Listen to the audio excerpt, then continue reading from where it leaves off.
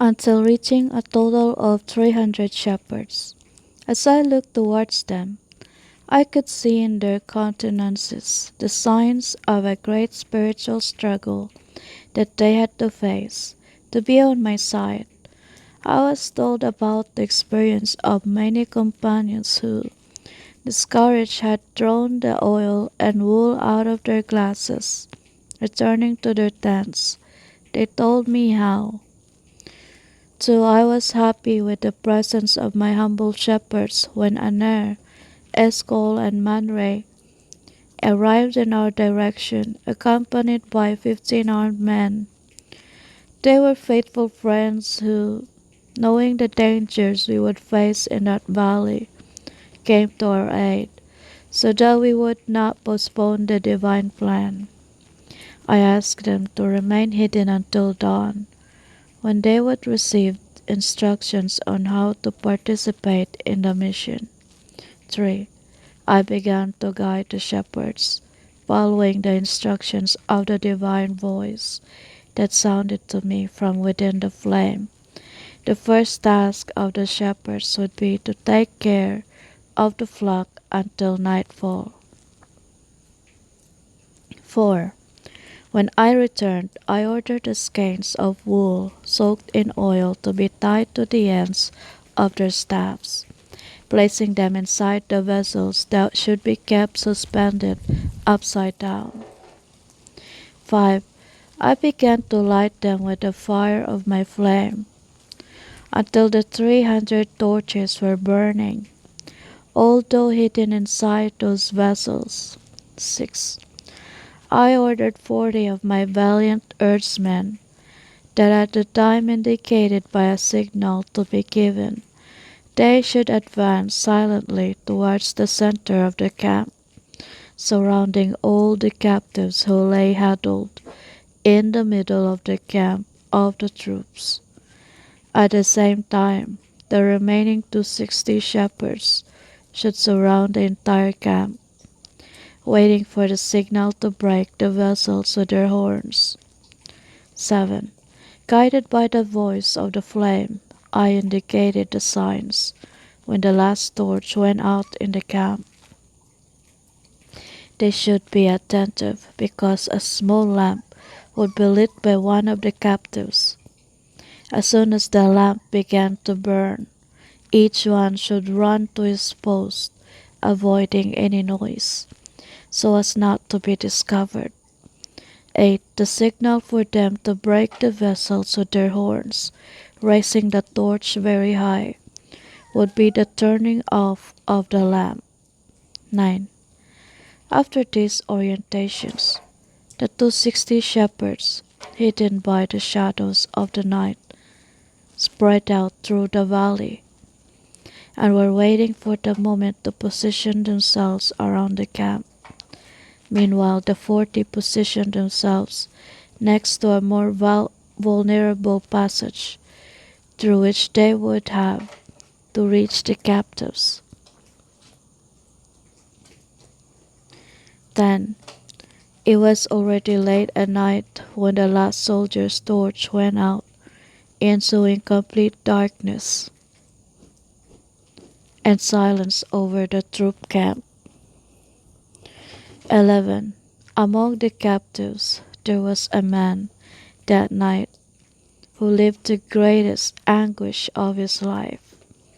It was my nephew, who after becoming the target so much abuse and humiliation, had learned of the punishment that awaited them at dawn.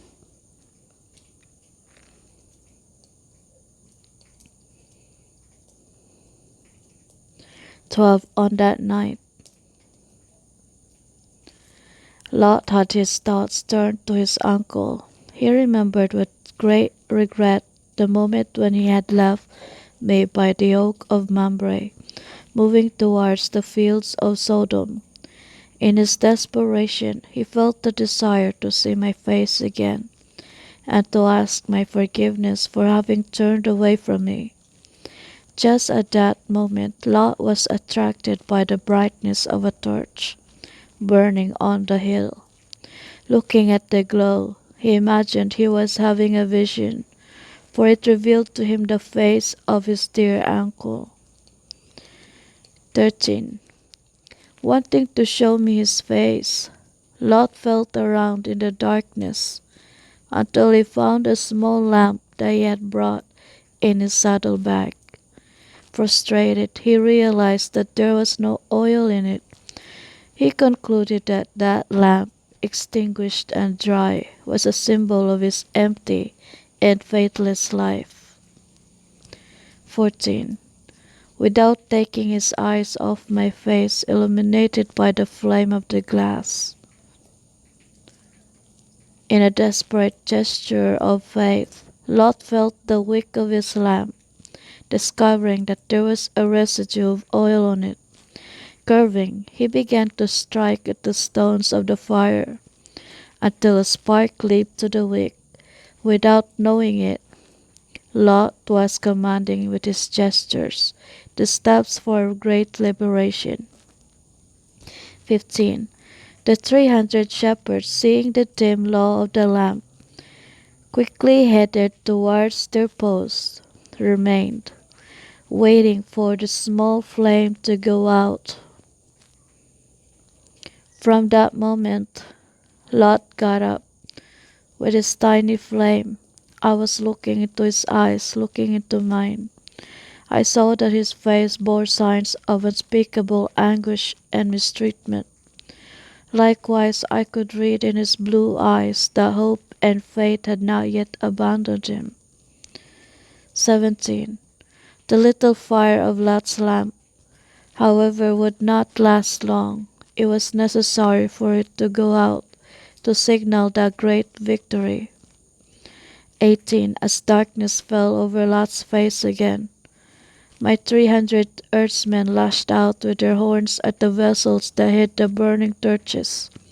A great noise like that of cavalry in combat resounded everywhere while the torches were suspended. The 300 horns used until then to drive the flock now sounded like conquerors' trumpets.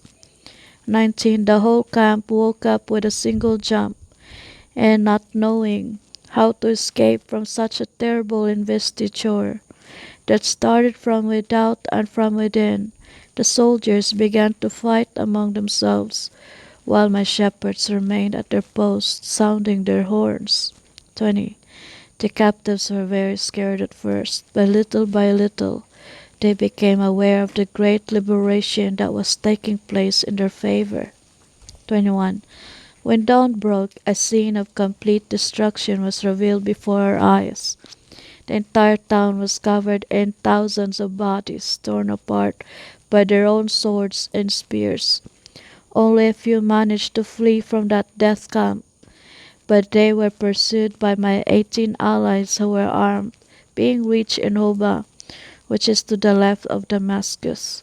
Meanwhile, the captives, now freed, recovered all the riches of which they had been looted by the enemies. Chapter 5. The great deliverance represents the deliverance of Israel in the last days. Abraham discovers that the great deliverance took place on Rosh Hashanah. Abraham preaches faith in the Messiah to the freed captives, inviting them to purify themselves in water. Only 3 accept it. Abraham rejects the offer of the king of Sodom. Abraham and the faithful decide to commemorate the festival of Sukkot in Salem. The pearls of the glass. Festive welcome in Salem. The meeting of Abraham and Melchizedek. See chronology 1, 2, and 3. 1. From the top of the hill, while I vibrated with the joy of the captives on that morning of liberation, I heard the voice of Yahweh speaking to me from the midst of the flame. 2. This liberation that is concretized today represents the liberation that I will operate in the last days, saving the remnants of your children from the siege of numerous nations that will ally themselves at Gog with the purpose of destroying them. In that day when they triumph over my people, my indignation will be very great, and I will contend against them by means of plague and blood, flooding rain, great hailstones, fire, and brimstone. I will bring down on him, on his troops, and on his many peoples who are with him. Thus I will magnify myself, justify my holiness, and make myself known in the eyes of many nations. And they will know that I am the Lord, and on the house of David and on the inhabitants of Jerusalem I will pour out the spirit of thanks and supplications. They will look to me whom they pierced, and they will mourn as one mourns for an only begotten son, and weep over him as one weeps bitterly over the firstborn. In that day there will be an open fountain for the house of David and for the inhabitants of Jerusalem, to remove sin and impurity. 3. Aware of the historical importance of that day of liberation, I took a calendar and looked at it with surprise, because it was Rosh Hashanah, or the Day of Trumpets. That was the first day of a new year.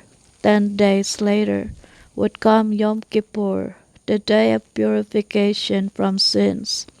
On the 15th, the festival of Sukkot would take place, the joyous festival of the autumn harvest. For the flame that for me had become a representation of the promised Messiah went out the moment I descended to meet the shepherds and the many captives now freed. Full of joy and admiration, everyone wanted to know how such a great liberation had become possible, only with the use of these torches and horns.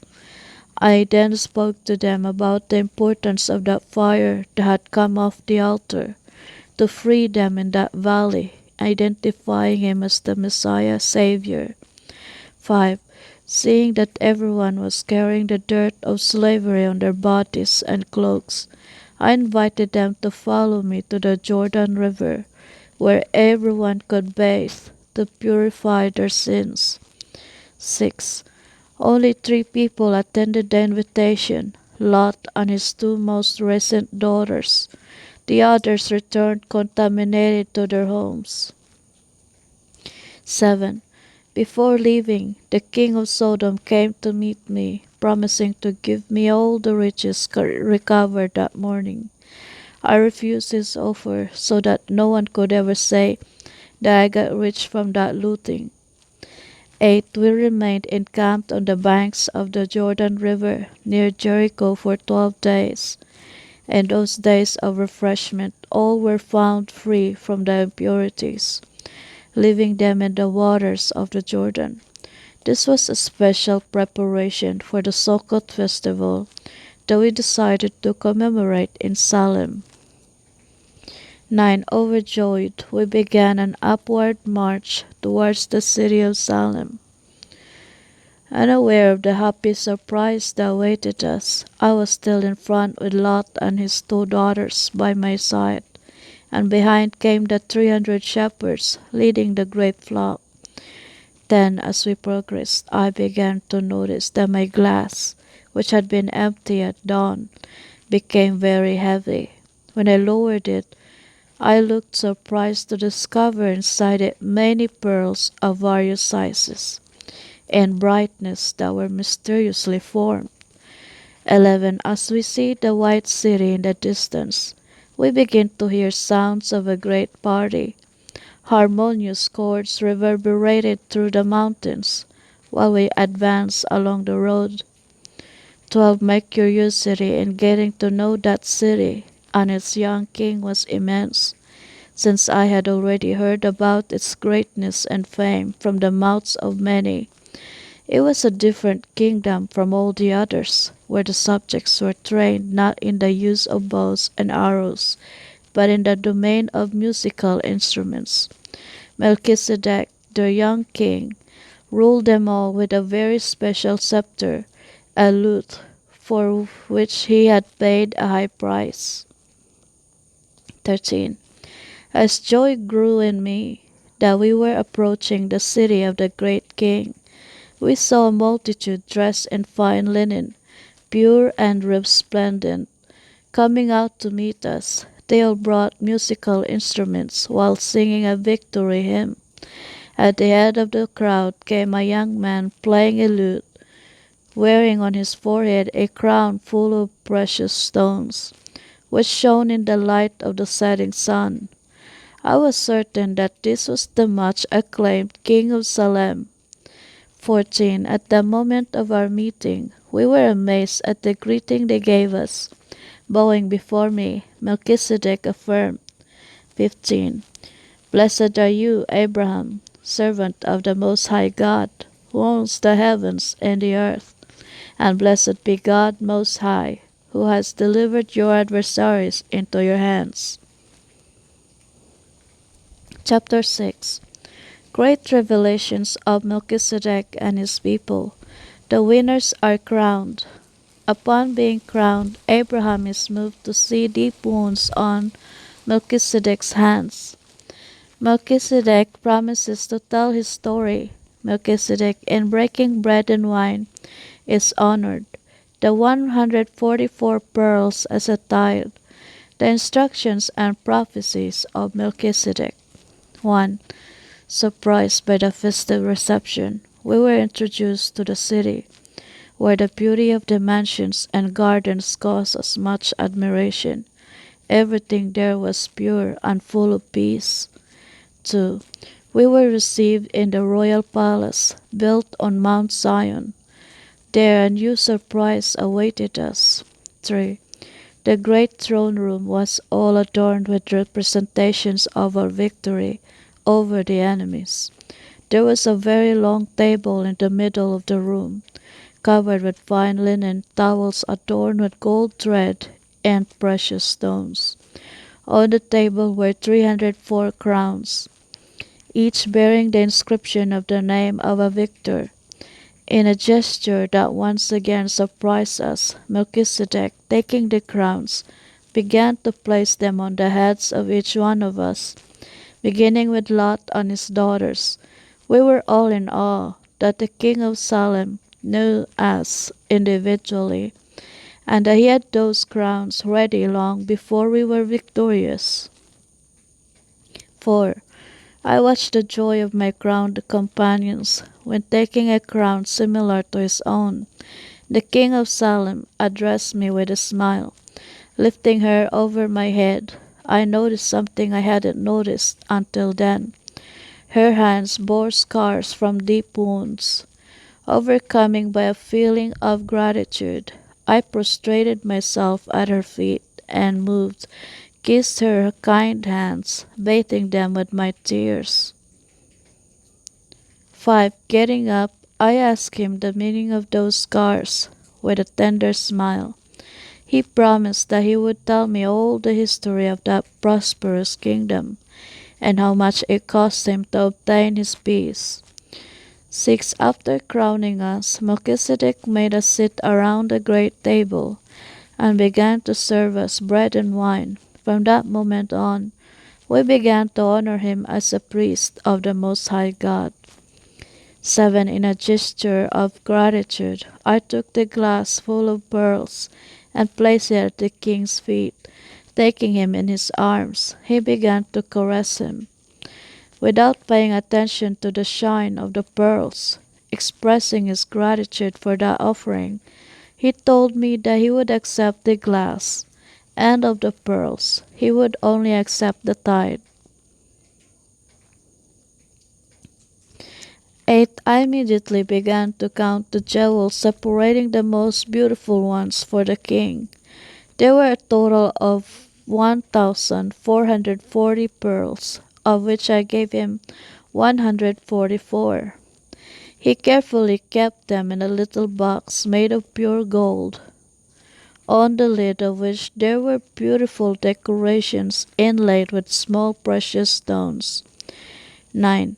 After receiving the tithe that symbolized the great liberation operated by Yahweh on the plain, Melchizedek called one of his subjects who was a master of ornaments and paintings to come to him, ordering him to honor the glass with a beautiful engraving that portrayed the moment in which I offered it. Then, while the jar was being painted, Melchizedek began to tell me the history of his kingdom, from its founding to that moment when we were commemorating the great victory over the enemies. 11. Upon returning the glass to me, now honored with the most beautiful engraving and inscriptions extolling justice, humility, and love, the king of Salem ordered me to take the glass with me with those pearls. For 6 years I and my pastors should tell everyone the story of that vessel that was victorious because of the altar flame. To all those who with repentance accept the salvation represented by their story, we should offer a pearl. At the end of the 6 years, the pearls would run out. There would be no chance of salvation. Then the 7th year would come, in which there would be a time of great anguish and destruction, when there would only be protection for those who possessed the pearls. By that time, the cities of the plain would be totally destroyed by the fire of judgment.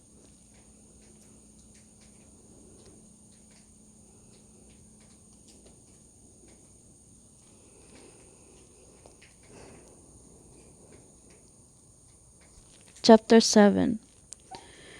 The Melchizedek revelations continue. Events that will take place on Rosh Hashanah, on Yom Kippur, and on the Sukkot festival, 6 years of opportunity. The sanctification of the Sabbath, a sign of alliance with Yahweh. The New Jerusalem revealed at the end of the 7th year. The coming of the Messiah. The resurrection of the faithful, deceased, and transformation of the living victorious. Coronation of the just in the holy city. See Chronology 3.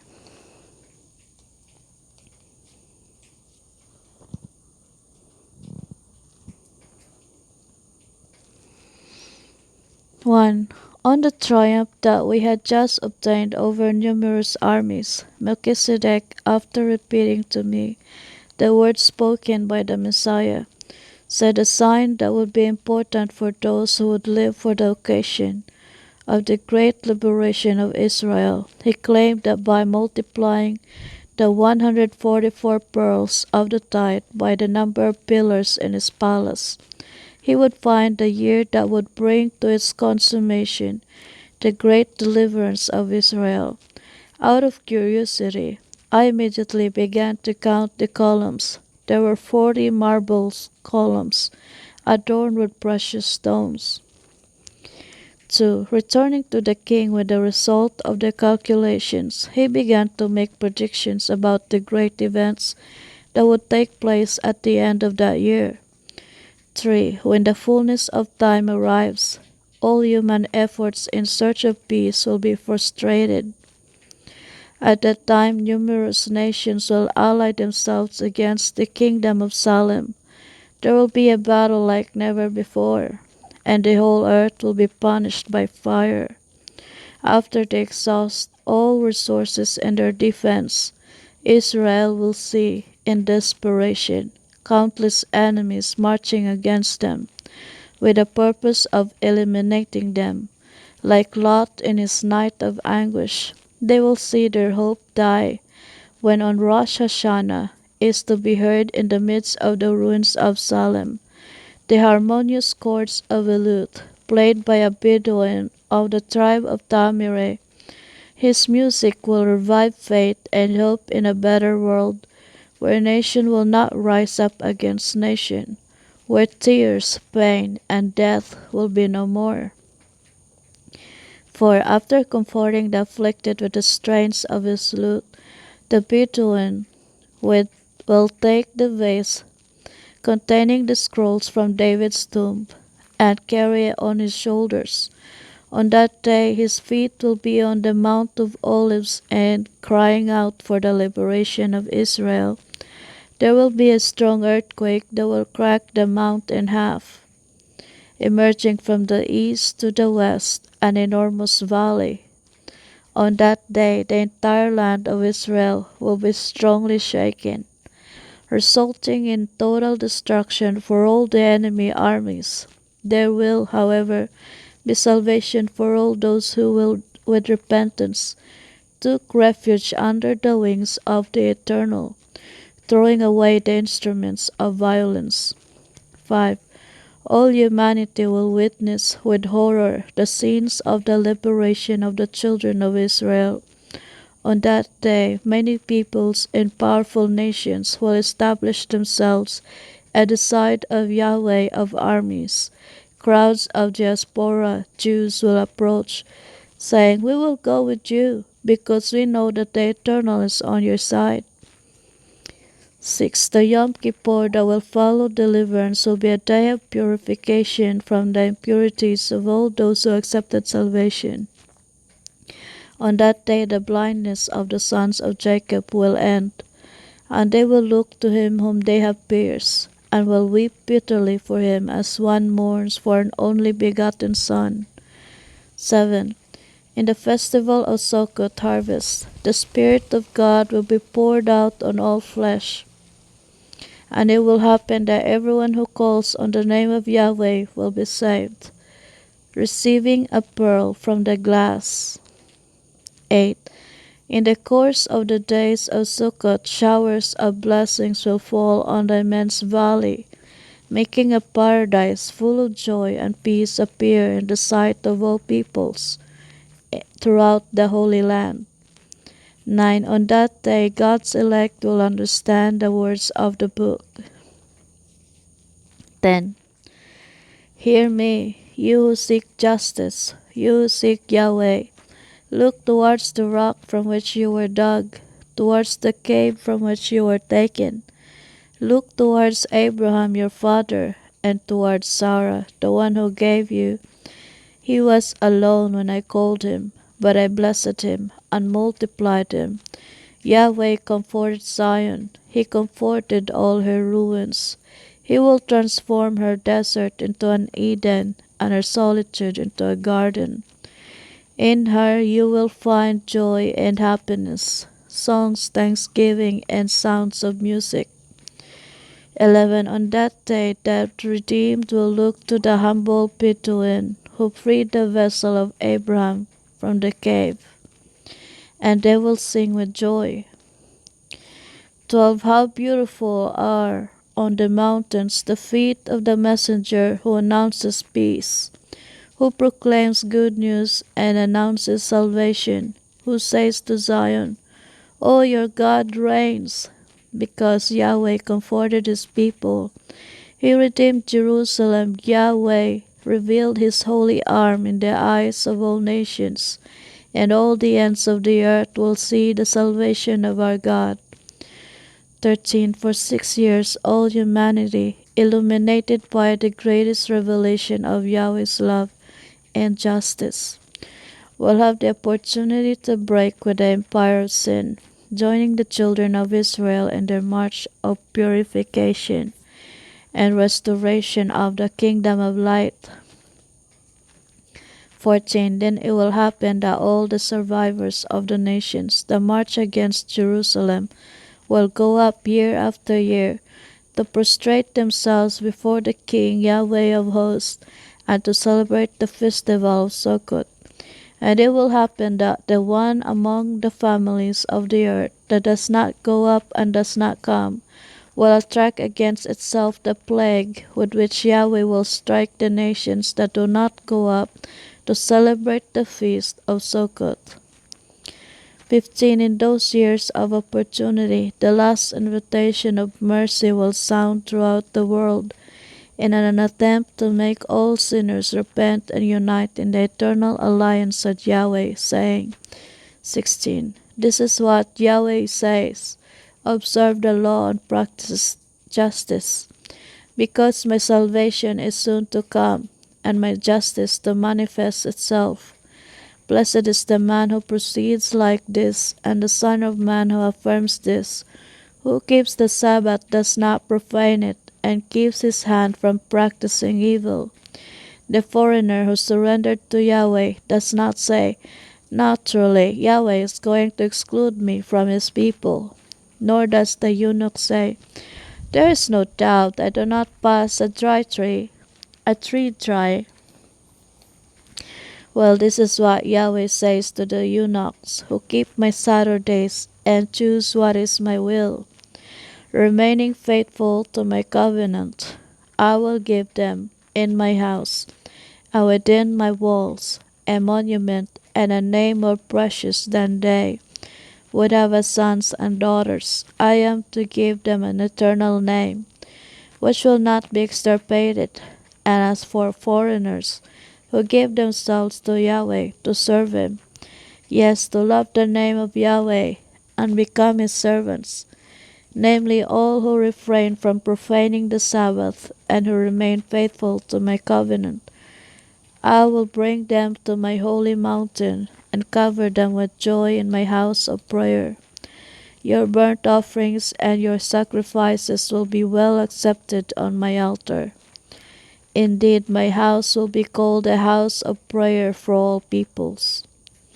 17. In the 6 years of opportunity, Samael the great deceiver, in a gesture of desperation, will use all possible resources to prevent the realization of Yahweh through his people, in opposition to the sanctification of the Sabbath, which is the sign of the covenant between Yahweh and his chosen ones.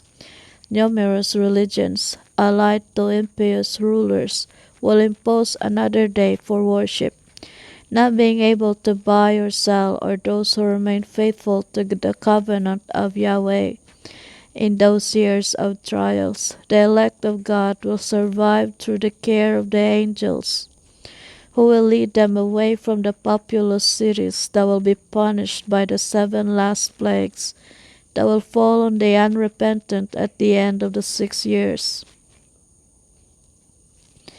18. During the 6 years of the final harvest, the Messiah will build a new and eternal Jerusalem, adorning it with the righteous deeds of his chosen ones. That new Jerusalem will only be revealed when all divine justice is completed. At the end of the 7th year, a period in which God's elect will have the challenge of living a life without guilt, since any act of rebellion at that time would be without expiation, meaning an eternal shame for the Creator. 19. At the completion of the 7 years, the Messiah will appear in the clouds of heaven, accompanied by all the heavenly host, by blowing his trumpet on that great Rosh Hashanah. The deceased faithful will resurrect clothed in glory. The victorious living ones will be transformed in the twinkling of an eye, receiving perfect bodies. Together all the redeemed will be caught up to the New Jerusalem in an unforgettable journey that will begin on the first day of the Sukkot festival. After 7 days of happy ascension, they will arrive at the holy city to commemorate before the throne the 8th day of the festival, as if it were a dream. The rescued of the Lord will enter the holy city, finding on its north side the Garden of Eden, in the middle of which rises Mount Zion, the place of Yahweh's throne, crowned by the Messiah. Chapter 8. Melchizedek's predictions continue. Abraham and his shepherds proclaim the salvation represented by the story of the vessel and its redemptive flame. They give pearls to believers, a time of opportunity before calamity. The pearls in the glass had no meaning for Sarah. 1. After making all these predictions, Melchizedek told me that the whole experience we were living was prefigurative. For all the drama to be consummated, we still had important events before us. First of all, I should return to the oak of Mamre together with my shepherds, to proclaim to all the salvation represented by the story of that glass. All those who, with repentance, accepted the revealed Messiah would obtain the forgiveness of their sins, receiving a pearl. At the end of 6 years, on the eve of Rosh Hashanah, the pearls would run out, with no further chance of salvation. At that time, the fire of judgment would fall on the cities of Sodom and Gomorrah, having terrible plagues on all the infidels. 2. Upon hearing such words from the king of Salem, great anguish came over me. Remembering the last steps of Sarah, I was afraid that she, in her disbelief, would not accept a pearl. If this happened, my beautiful dreams would be ruined, because I would not be able to be happy in his absence. Reading my anguish in my eyes, Melchizedek comforted me with a promise. 3. Abram, 6 years from now, Yahweh will visit you in your tent, and your wife will be cured of her barrenness. She will turn and bear you a son named Isaac. 4. At the end of the Sukkot festival, we returned to our stores next to the Roble de Mamre. As we walked along the path, many people surrounded us, admiring the beauty of the glass full of pearls. We told everyone the story of his redemptive flame, and we offered the pearls to all those who, believing, accepted salvation. 5. When we arrived at Romle de Mamre, a crowd of people was waiting there. Many had heard of the miraculous deliverance wrought through that glass that had been the target of so much contempt. Now everyone was speechless to see him glorified. 6. Along with my pastors, we continued to proclaim Yahweh's infinite love revealed by the flame. The number of those seeking to obtain the pearls increased day after day, and we were all happy. 7. The days, months, and years went by, and the number of pearls decreased inside the glass. We were now living the last months of the 6th year, which was the last opportunity. As the days passed, concern and anguish increased in my heart, because Sarah had not taken any interest in seizing her pearl until then, despite my constant pleas. 8. In those moments of affliction, when I cried out to God for Sarah's salvation, my only consolation was the last words of the king of Salem, that at the end of 6 years she would be transformed. 9. We were now living the last days of the 6th year. The awareness that time was running out made many people seek me from morning to night to seize the pearls of salvation. With my heart wounded by inexpressible affliction, I insisted with Sarah, trying to convince her of her need to take a pearl as soon as possible, since they were becoming scarcer every day. Ignoring my anguish, Sarah dismissed my request, stating that those pearls had no meaning for her. Chapter 9. Abraham tries to convince Sarah without success. Abraham hospitably receives 3 pilgrims. The Lord converts Sarah and blesses her, gives her 2 pearls, one for her and one for her son. Abraham falls at the feet of his Redeemer and receives the last pearl. 1. After a sleepless night in which I desperately tried to convince my beloved to take possession of her pearl, accepting the salvation represented by that glass, I saw the sun rise, bringing the light of the last day, the eve of Rosh Hashanah. Looking into the glass that morning, I saw that there were only 3 pearls left. Admiring their glitter, I began to imagine that the brightest one would be for my fiancé's son. The middle bright one would be Sarah's, and the last one would be mine. That thought brought me relief and hope, but at the same time, I began to worry about the possibility that people would arrive trying to obtain them. If they came, I couldn't deny them the right. 2. Taken by this concern, I remained seated under the oak of Mamre. During the course of the day, a great thrill came over me when I saw in the distance 3 pilgrims walking towards our tent. I began to cry out to God for them to change course, but my cries were not heeded. Overwhelmed by great bitterness, I ran to them, and after prostrating myself, invited them into the shade. 3. Taking a pot of water, I began to wash their feet, cleaning them of the dust from the road. Seeing the wounded and blistered feet of those men, I felt compassion for them. I understood that they had come from far away, facing dangers and challenges with the purpose of obtaining the pearls in time. I saw that they were much more deserving than me, Sarah, and our promised son, for washing the feet of the third. My heart, which until then had been afflicted, was filled with peace and joy.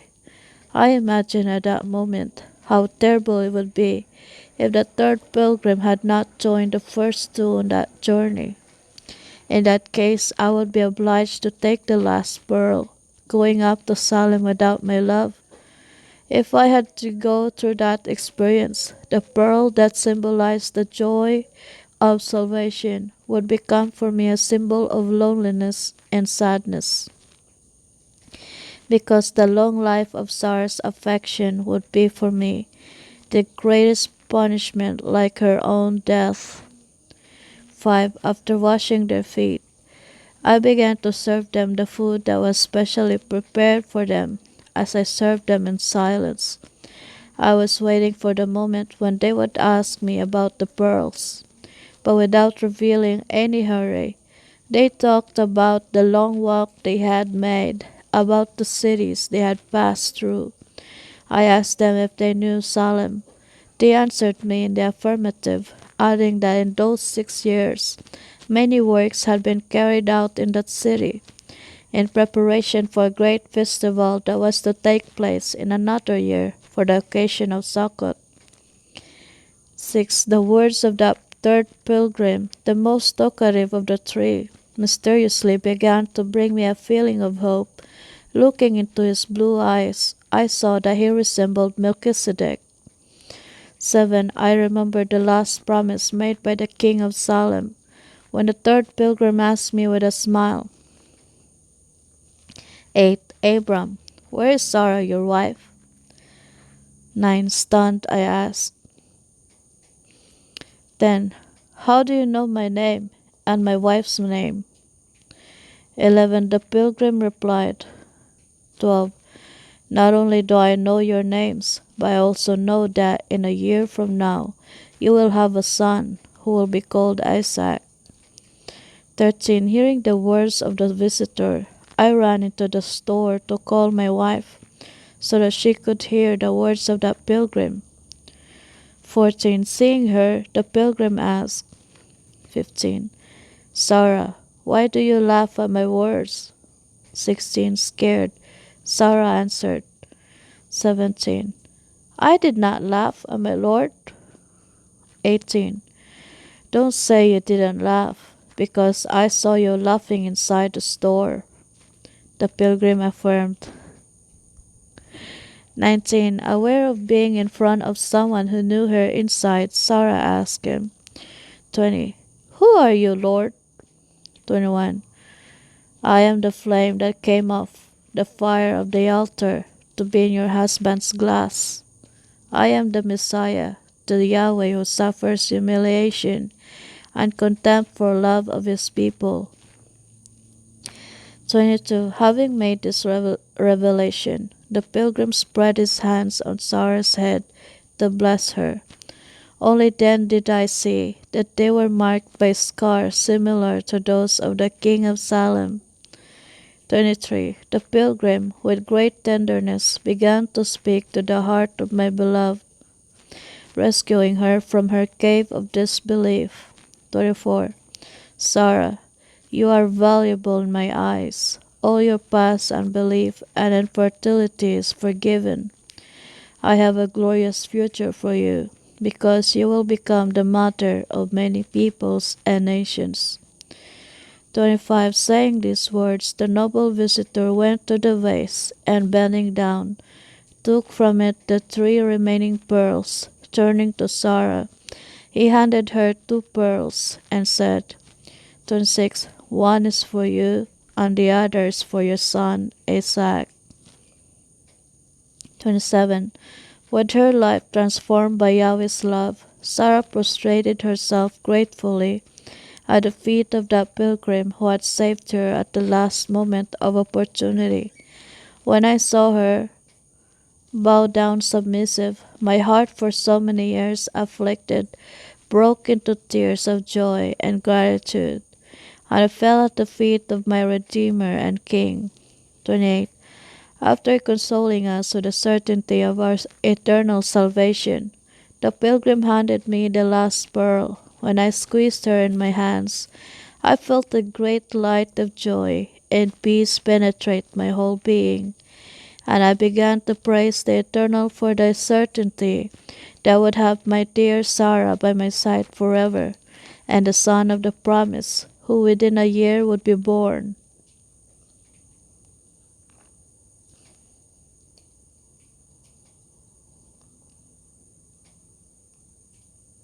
Chapter 10.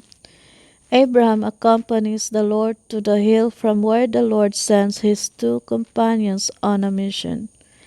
Yahweh laments over the destruction that will come to the inhabitants of the cities of that beautiful valley. Abraham intercedes for that people. There were not then righteous people in Sodom and Gomorrah. Yahweh's lamentation. The 2 companions are sent to rescue Lot and his daughters. Abraham prostrates himself grateful to Yahweh for the intervention in the rescue of his relatives.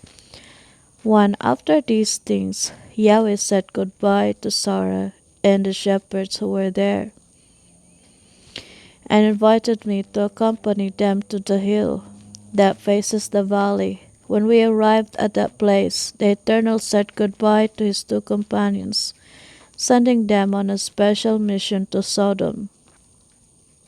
2.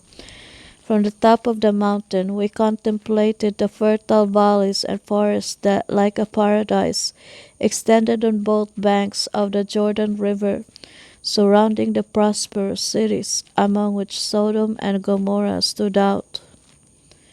3. It was on that hill that after the contest between my herdsmen and Lot's herdsmen, I gave him the opportunity to choose.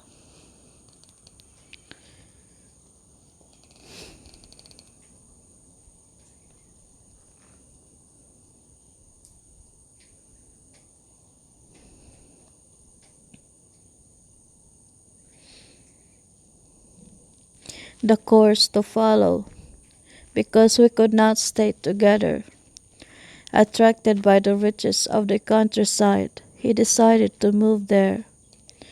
4. Looking at my companion who had been silent since the moment we saw the countryside, I was surprised to see him crying. I asked him the reason for his sadness, and he sobbing replied, 5. This is a very sad day for me, because for the last time my eyes will be able to rest on this fertile valley. I cry for the inhabitants of those cities who do not know that their days will end.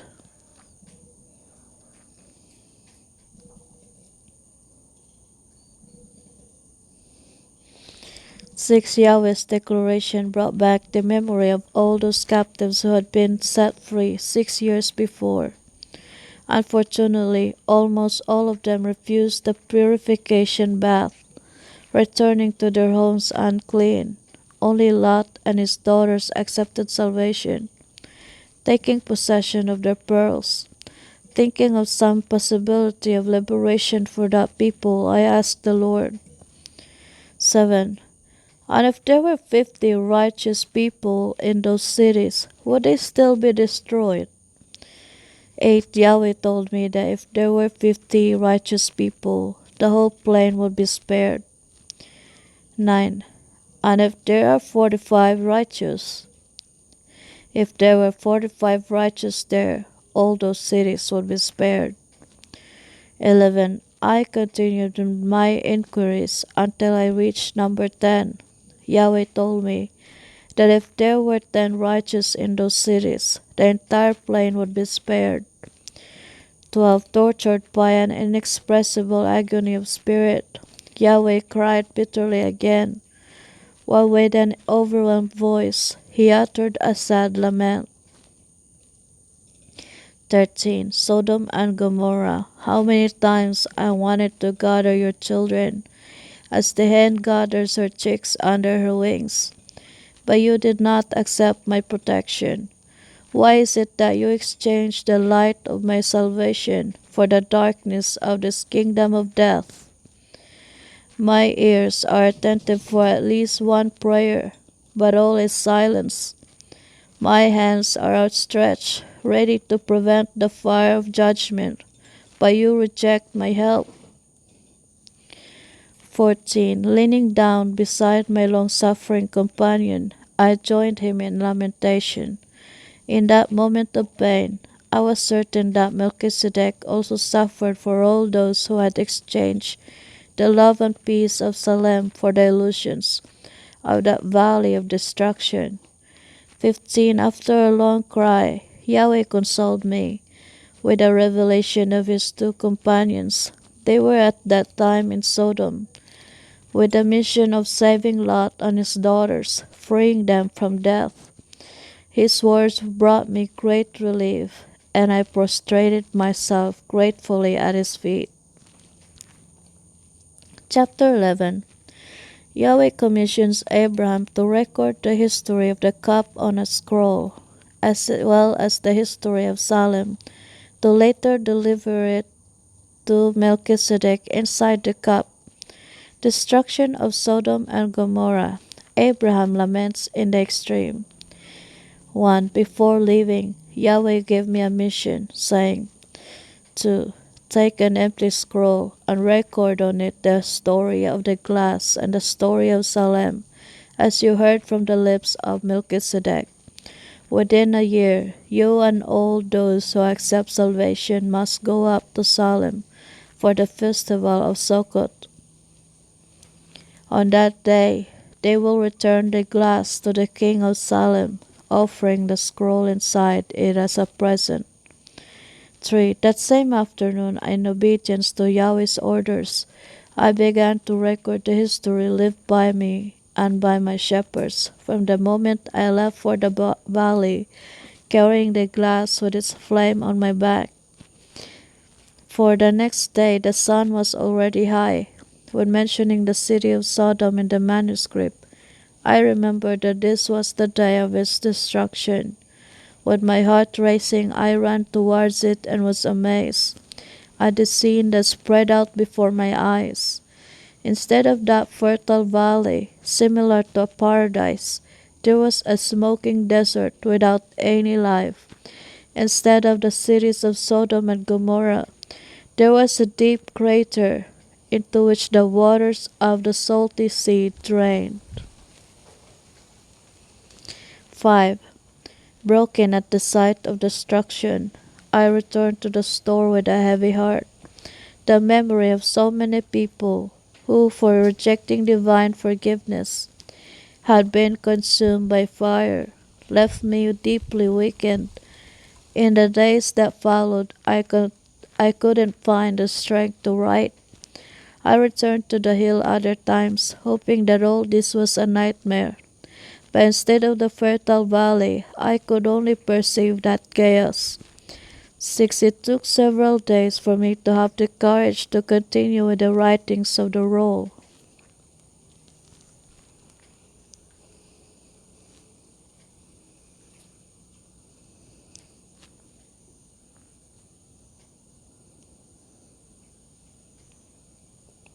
Salem story. An account written by Abraham. Abraham relates the story of Salem as he heard it from the lips of Melchizedek. On the occasion they went up to Salem to celebrate the festival of Sukkot. After the great deliverance, Adonais, tired of the iniquities of the people and inspired by the virtues of his beloved Son, builds a city, a kingdom different from all the others. After experiencing the joy of victory and the lamentation of perdition, Melchizedek receives a revelation from an angel in which he declares that all the drama that he was experiencing had a prefigurative meaning, portraying past and future events which involved the entire vast universe. See Chronology 1 and 2, Chapter 1. Adonais, a just man, seeks to achieve his dream of justice and peace. Write on a scroll the laws that would govern the new kingdom of peace. The construction of Salem begins, which is intended only for the pure of heart. 1. This is the story of Salem, as I heard it from the lips of Melchizedek on the occasion of the festival of Sukkot, a fortnight after the deliverance of Lot and his daughters. 2. It all started with a dream in the heart of a man named Adonijah. He had many riches, but he appreciated nothing more than the justice and peace that were born of wisdom and love. 3. Tired of the injustices that prevailed throughout the land of Canaan, Adonijah resolved to build a kingdom governed by laws of love and justice. The name of the capital of that kingdom would be Salem, the city of peace. 4. The subjects of Salem would not wield bows and arrows, but would be trained in the art of music. Each inhabitant of Salem would always have a musical instrument at their fingertips, to express through it the peace and joy of that new kingdom. Together they would form a powerful orchestra in the fight against the disharmony that is born of pride and selfishness. 5. The first step of Adonais for the concretization of his plan was to elaborate the laws of the new kingdom, which he wrote them in parchment.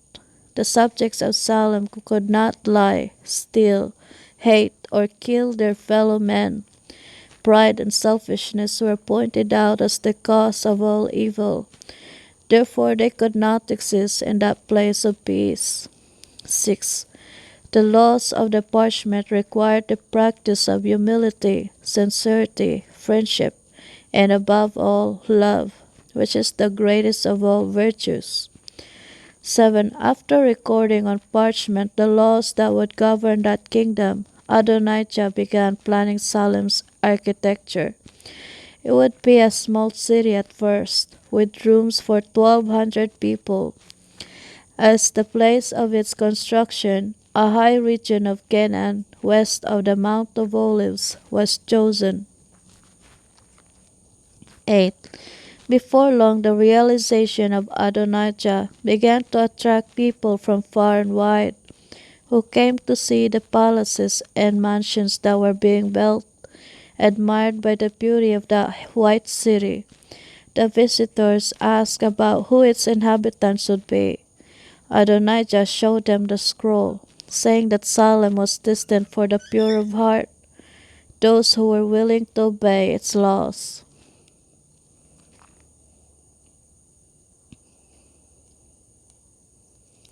Episode 2. Conclusion of the construction of Salem. Melchizedek, the inspiration of his father, Adonais, seeking to honor a special subject, sees in Samael a reflection of the virtues of the prince himself. Samael is honest. 1. The building of the city was finally completed, and Salem was revealed as beautiful as an adorned bride, waiting for her husband. 2. Seated on his throne, Adonijah now surveyed the many candidates for subjects, who arrived from all directions. Those who, promising fidelity to the laws, were approved, received 3 dowries from the king: the right to a mansion, fine linen garments, and a musical instrument on which they should practice. 3. The city was finally full of inhabitants. Overjoyed, Adonai summoned everyone to Salem's inaugural feast, during which he issued a decree that would determine the future of that kingdom, saying, "For from this day, which is the 10th of the 7th month, 6 years will be reckoned, in which all the inhabitants will be tested. Only those who remain loyal, advancing in the practice of the laws of the scroll, will be confirmed as heirs to this kingdom of peace. Those who are bound by faults and transgressions will be banished by judgment." 5. The king's words led everyone to a deep examination of the heart, and they rejoiced in the certainty that they would achieve victory over all pride and selfishness, which are the roots of all evil. 6. Adonijah had only son, whom he had given the name of Melchizedek. The beauty, tenderness, and wisdom of that beloved son had been his inspiration for the construction and foundation of his kingdom. 7. Melchizedek was 12 years old when Salem was inaugurated. It was Adonijah's plan to crown him king over approved subjects at the end of the 6 years. This plan he would keep secret until the right time. 8. The prince, with his virtues and sympathy, soon became well loved by all in Salem. He always had a smile and a word of affection on his lips. He appreciated being with his subjects in their homes, reciting to them the laws of the parchment in the form of beautiful songs that he kept composing.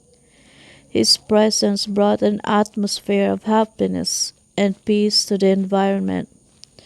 This beloved prince had, in fact, all the virtues necessary to be king of a victorious Salem. 9. Adonijah had built a special mansion next to the palace, for the purpose of offering it to the subject whose life most perfectly expressed the laws of the scroll. Daily observed the inhabitants searching among them for that person whom he wished to honor. 10. He was walking through the avenues of Salem, when among the chirping of birds, Adonais heard a voice similar to his son's. Turning around to see who it was, he found a beautiful young man singing a song, seeing on his face the brightness of wisdom and purity. Adonijah rejoiced that he had found the one he could honor. That young man, who was a faithful copy of the prince, was called Samael. 11. Placing a ring on his finger, the king led him to the palace, where he was received by Melchizedek, who offered him many gifts, including the right to always be by his side.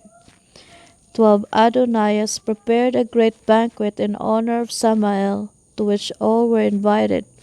Seeing him at the king's side, the subjects hailed him with joy, believing him to be the prince himself. 13.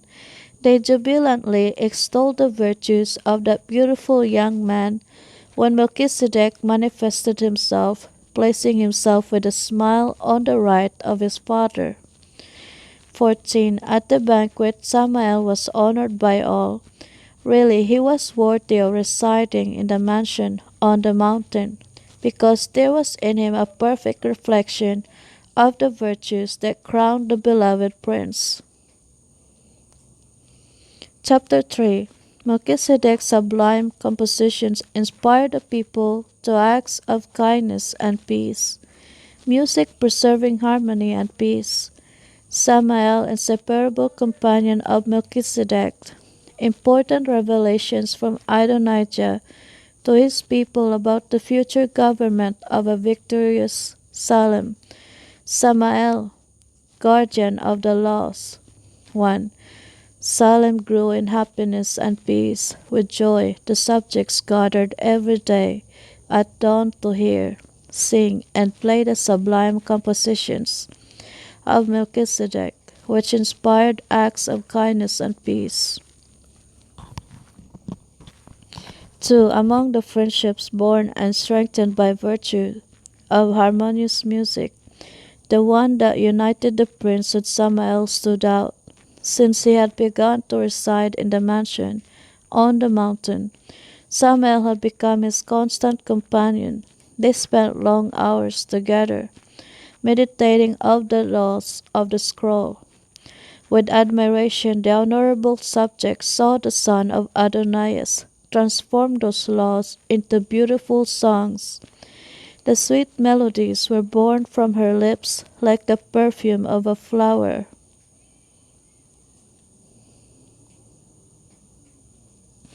3. Aware of the importance of music in preserving harmony and peace in Salem, the prince, in addition to singing, began to devote himself to instrumental music, his favorite instrument being the lute. It was through this instrument that he was able to express with greater perfection the richness of his soul. 4. Of the 6 years of testing, 5 finally passed. Happy to see that until then all the inhabitants of Salem had remained loyal to the principles contained in the scroll, Adonijah summoned them to a banquet at which he would make important revelations. 5. Having taken their places before the throne, the subjects joyfully joined their voices singing the songs of peace, being ruled by Samael. 6. After hearing them, the king, moved, addressed his son, embracing him amid the applause of the appreciative crowd. Everyone recognized that the peace and joy in Salem were largely due to the love and dedication of the beloved prince, who was the author of those sweet songs. 7. In that moment of recognition and gratitude, Adonijah revealed his previously kept secret plans. In a slow voice he told them, 8. Subjects of his kingdom of peace, my soul is full of joy to contemplate on this day your faces more radiant than in times past. Your garments are still white and pure, as when you received them from my hands. The harmony of your voices and instruments are better today. 9. Having said these words, the king solemnly added, 10. A year of probation still remains, at the end of which you will be tested. Remaining faithful as up to now, you will be honored by being confirmed as subjects of his kingdom of peace. However, if someone is found to be at fault, they will be banished, even if this trial brings as much sadness and suffering. 11. The king's words led the subjects to deep reflection. All examining themselves inquired reverently, will we be approved? 12. Certain that they would be victorious, for they loved Salem and its laws, they joined their voices in an expressive song of fidelity. At the end of the song, Adonais revealed his great secret. 13. Those who are approved, inheriting this kingdom of peace, will receive as king my son, to whom I will give the glorified throne of this victorious Salem. 14. The king's revelation was hailed by all with much jubilation. Adonijah, however, had not yet revealed his entire plan to them, so asking them for silence, he continued. 15. My son will wield a special scepter, in which I will seal all the right of domain. His scepter, symbolizing all harmony, will be a lute. 16. Faced with this revelation that sensitized everyone, the prince prostrated himself at the feet of his father, wept motivated by great joy. Meanwhile, everyone applauded him euphorically, longing to see the dawn of that day when peace would be victorious. 17. Adonijah, calling Samael to be with his son, concluded by saying, 18. In the government of this victorious Salem, I intend to make Samael the first after Melchizedek. The parchment of the laws will be entrusted to him, and he must be the guardian of the honor of this triumphant kingdom. Chapter 4. Samael allows himself to be dominated by feelings of greatness and pride. He keeps his plans secret and tries to impose his concepts contrary to the law of the parchment. Melchizedek manages to restore him to the path of humility and righteousness, but he falls back again by allowing himself to be dominated by pride and greed. 1. Samael, upon learning of Adonijah's plans for the future of Salem, was filled with euphoria.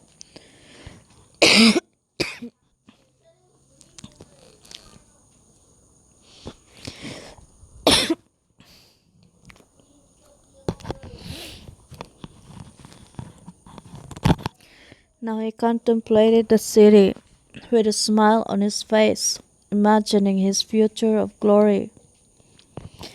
Considering the words of the king, that he would be the second in the kingdom, he let himself be overcome by a feeling of exultation. He who until then, in obedience to the laws of the scroll, had lived a humble life, began to take pride in his position. In his dalliance, he felt himself next to the throne, having the subjects of Salem at his feet, acclaiming his greatness with praise. Samael, totally dominated by that feeling, did not realize that he was being led down to a dangerous path. The pride that seduced him was generating the selfishness that would later manifest itself in greed. 2. A week after the revelation of Adonais, the subjects promoted a party in homage to Melchizedek, the future king of Salem. Seeing him acclaimed by so many praises, Samael's heart was snatched by a strange feeling of envy, the fruit of pride and selfishness. He couldn't bear the thought of being left in the background. Wasn't he just as beautiful and wise as the prince? It was almost impossible to disguise such a feeling of unhappiness. 3. In times past, Samael found indescribable pleasure in the moments when, next to the prince, he recited the laws contained in the parchment, which were transformed into beautiful songs. Now such moments became unpleasant because those principles contradicted his ideals. He decided, however, not to reveal his feelings of rebellion. He would put up with the antiquated parchment until with his authority he could exclude it from the new kingdom that would be established. Wouldn't he be the guardian of those laws? That victory he would seek to achieve through his influence and wisdom. 4. Judging that he could influence the son of Adonijah with his dreams of grandeur, Samael approached him with euphoria and began to speak to him of the glories of the coming kingdom, where the two, covered with honors, would enjoy the praises of a victorious Salem. They would be the heroes of the most perfect kingdom established among men. 5. The delusional words of the honored subject brought concern and sadness to the heart of the young prince, for they did not reflect the scroll's teachings of love and humility. 6. Seeing his intimate friend in danger, Melchizedek, with a tenderness never revealed, led him to the side of the throne, where, taking the parchment, he began to compassionately read the following paragraphs. 7. The kingdom of Salem will be founded on humility, for this virtue is the foundation of all true greatness. 8. Humility is the fruit of love, being contrary to pride, which can keep a creature imprisoned in the dust, making it content with its limitations, receiving it as if they were of infinite value. 9. Humility consists in forgetting oneself, and this in a life of selfless service for others. 10. Samael, making an effort to cover up his indignation at reading the parchment that was outdated for him, said to the prince, in a tone of friendly advice, 11. My good friend, we will reign in a victorious Salem, which will shine far above this parchment, whose principles were faithfully fulfilled in these years of trial. Will not full freedom be the glory of Salem? Well, know that complete freedom will not coexist with these laws, whose objective is close at the end of 5 years. It is up to the two of us to crown Salem with the honor of total freedom, which will bring endless happiness. Such freedom is impossible to exist under the limitations of the scroll. 12. The king's son shuddered greatly at his friend's words, which showed madness. How to release him from that path of death? 13. No one in Salem other than Melchizedek knew of Samael's sad condition. With patience, the prince tried to make him aware of the real value of parchment, whose laws could never be altered, as this would bring about the end of all peace. 14. The prince's advice finally aroused her heart. Meditating on his words, he became aware that he was following a deceitful path. 15. Seeing in the eyes of the one he loved so much the tears of repentance, the son of Adonijah rejoiced in his victory over pride and selfishness. 16.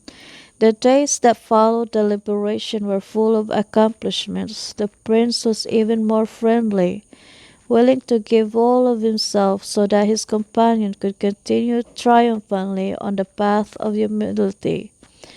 In those jubilant days, he was given the honor of knowing the scepter that was being molded. 17. In a moment of carelessness, Samael, who had once again enjoyed peace of mind, allowed his heart to be once again possessed by a feeling of greatness, which triggered a new storm in his soul. That mixed feeling of pride and greed came over him at the moment when the prince showed him the golden lute on which the seal of the entire domain was being printed. Chapter 5.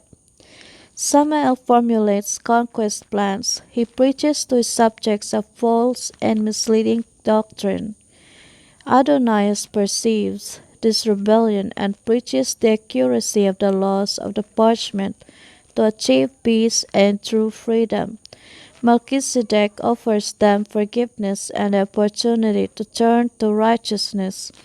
Samael secretly meets with his followers and reveals his plan of conquest. 1. From his mansion, Samael contemplated Salem in its morning glow, seeing her, like an adorned bride, waiting for her king. He coveted her. In his delirium, he began to formulate plans of conquest. He could already feel exalted on his throne, holding the precious scepter in his hands. All would hail him as the liberator from the oppression of those laws. Salem would be a kingdom of complete freedom and pleasure. Dominated by this greed, he began to devise plans of conquest. 2. Samael decided to act subtly among the subjects, leading them to see in the parchment some inaccuracy of royal freedom. In his mission of deception, he would act with apparent kindness, showing concern for the growth of everyone's happiness. 3. Putting his plans into action, he began to visit his subjects in their mansions, telling them of the glories of the coming kingdom, where they would enjoy complete freedom. 4. Great was his influence in Salem. Everyone admired his beauty and wisdom, considering him a perfect apostle of justice and love. Nobody could imagine that in the midst of the atmosphere of joy and gratitude, a subtle trap was being placed, into the clutches of which many could fall by mistake. 5. In his seductive mission, Samael did not speak against the parchment. However, he praised it for having carried out the test mission in those 6 years soon to end. In his logic, however, he sought to show that in the coming kingdom, when all were approved, they would be above those laws. His arguments, apparently correct, prepared the way for him to openly affirm that in the new kingdom, the existence of the parchment would be an obstacle to the realization of true freedom. 6. The seeds of rebellion launched by Samael would soon germinate in the hearts of many in Salem. This was 6 months from Yom Kippur, when everyone's fate would be sealed. A third of the inhabitants, seduced by the terrible deception, now exalted him in a complete contempt for the laws and the prince, whom they judged to be old-fashioned. 7. Adonais, who suffered seeing the emergence of all this rebellion, summoned the subjects to an emergency meeting. On everyone's face you could see the contrasting dispositions. 8. In a compassionate voice, the king began to reveal to them, as he had never done before, the great importance of the laws recorded on the scroll, showing that they were the basis of all prosperity and peace. If such laws were excluded, all happiness and glory would be extinguished, giving rise to chaos. 9. After showing the necessity of the laws, Melchizedek, moved by a strong desire to save those he loved so much, raised the parchment in front of everyone and with a voice full of kindness, offered them forgiveness and the opportunity to start over again. The way of peace. His words moved everyone, making even Samael himself motivated at first. However, pride prevented him from repenting again. In this way, the honorable subject, when he could still look repentantly at the parchment, hardened his rebellion, deciding to continue to the end. This decision still would not be manifested promptly, since he had idealized a treacherous plan. 10. At the end of the opportunity meeting, Samael summoned his followers to a secret meeting, which was held under the cover of night, next to the Cedron stream that was outside the walls of Salem. 11. After cursing the scroll and all those who defended it, he began to tell them of his plans for revenge and betrayal. 12. As you know, the 6 years of probation are running out, leaving 24 weeks from today until the day of the coronation. If you would like to have me as king instead of Melchizedek, I will be able to steal his scepter, taking over the kingdom. 13. Samuel began to explain to them the launches of the betrayal, giving them the proper guidance on how to act from that date. 14. We need to maintain a semblance of fidelity to the scroll and the prince until it is time to act. The blow will be given on the night before the day of the coronation. At midnight we will stealthily leave Salem. I will steal the scepter that night, and together we will flee to the deep valley where the cities of Sodom and Gomorrah are. There we will arm ourselves and march against Salem, subduing our enemies. We will then destroy the parchment and all those who refuse to obey our government. Chapter 6. Samael and his accomplices feigned loyalty to the kingdom, Confident Melchizedek showed Samael the secret place of the golden lute. Samael betrays Melchizedek's trust by preparing his men and stealing the precious scepter. Samael and his followers march towards the valley. Salem is in danger. 1. Days of apparent tranquility and peace ensued. Samael, feigning fidelity, was always by the prince's side, showing admiration for his new compositions that exalted the laws of parchment. Samael's followers, in the same way, joined their voices in praises that expressed the greatness of the principles they repudiated. 2. Melchizedek, full of joy to see the day of his coronation approaching, rehearsed with his subjects the songs of victory, which he had composed especially for that occasion. With happiness he spoke to everyone about his dreams of making Salem more and more full of honor for its beauty and harmony. 3. Samael in his hidden wickedness mocked the prince. He already foresaw the pain that the blow of betrayal would cause him.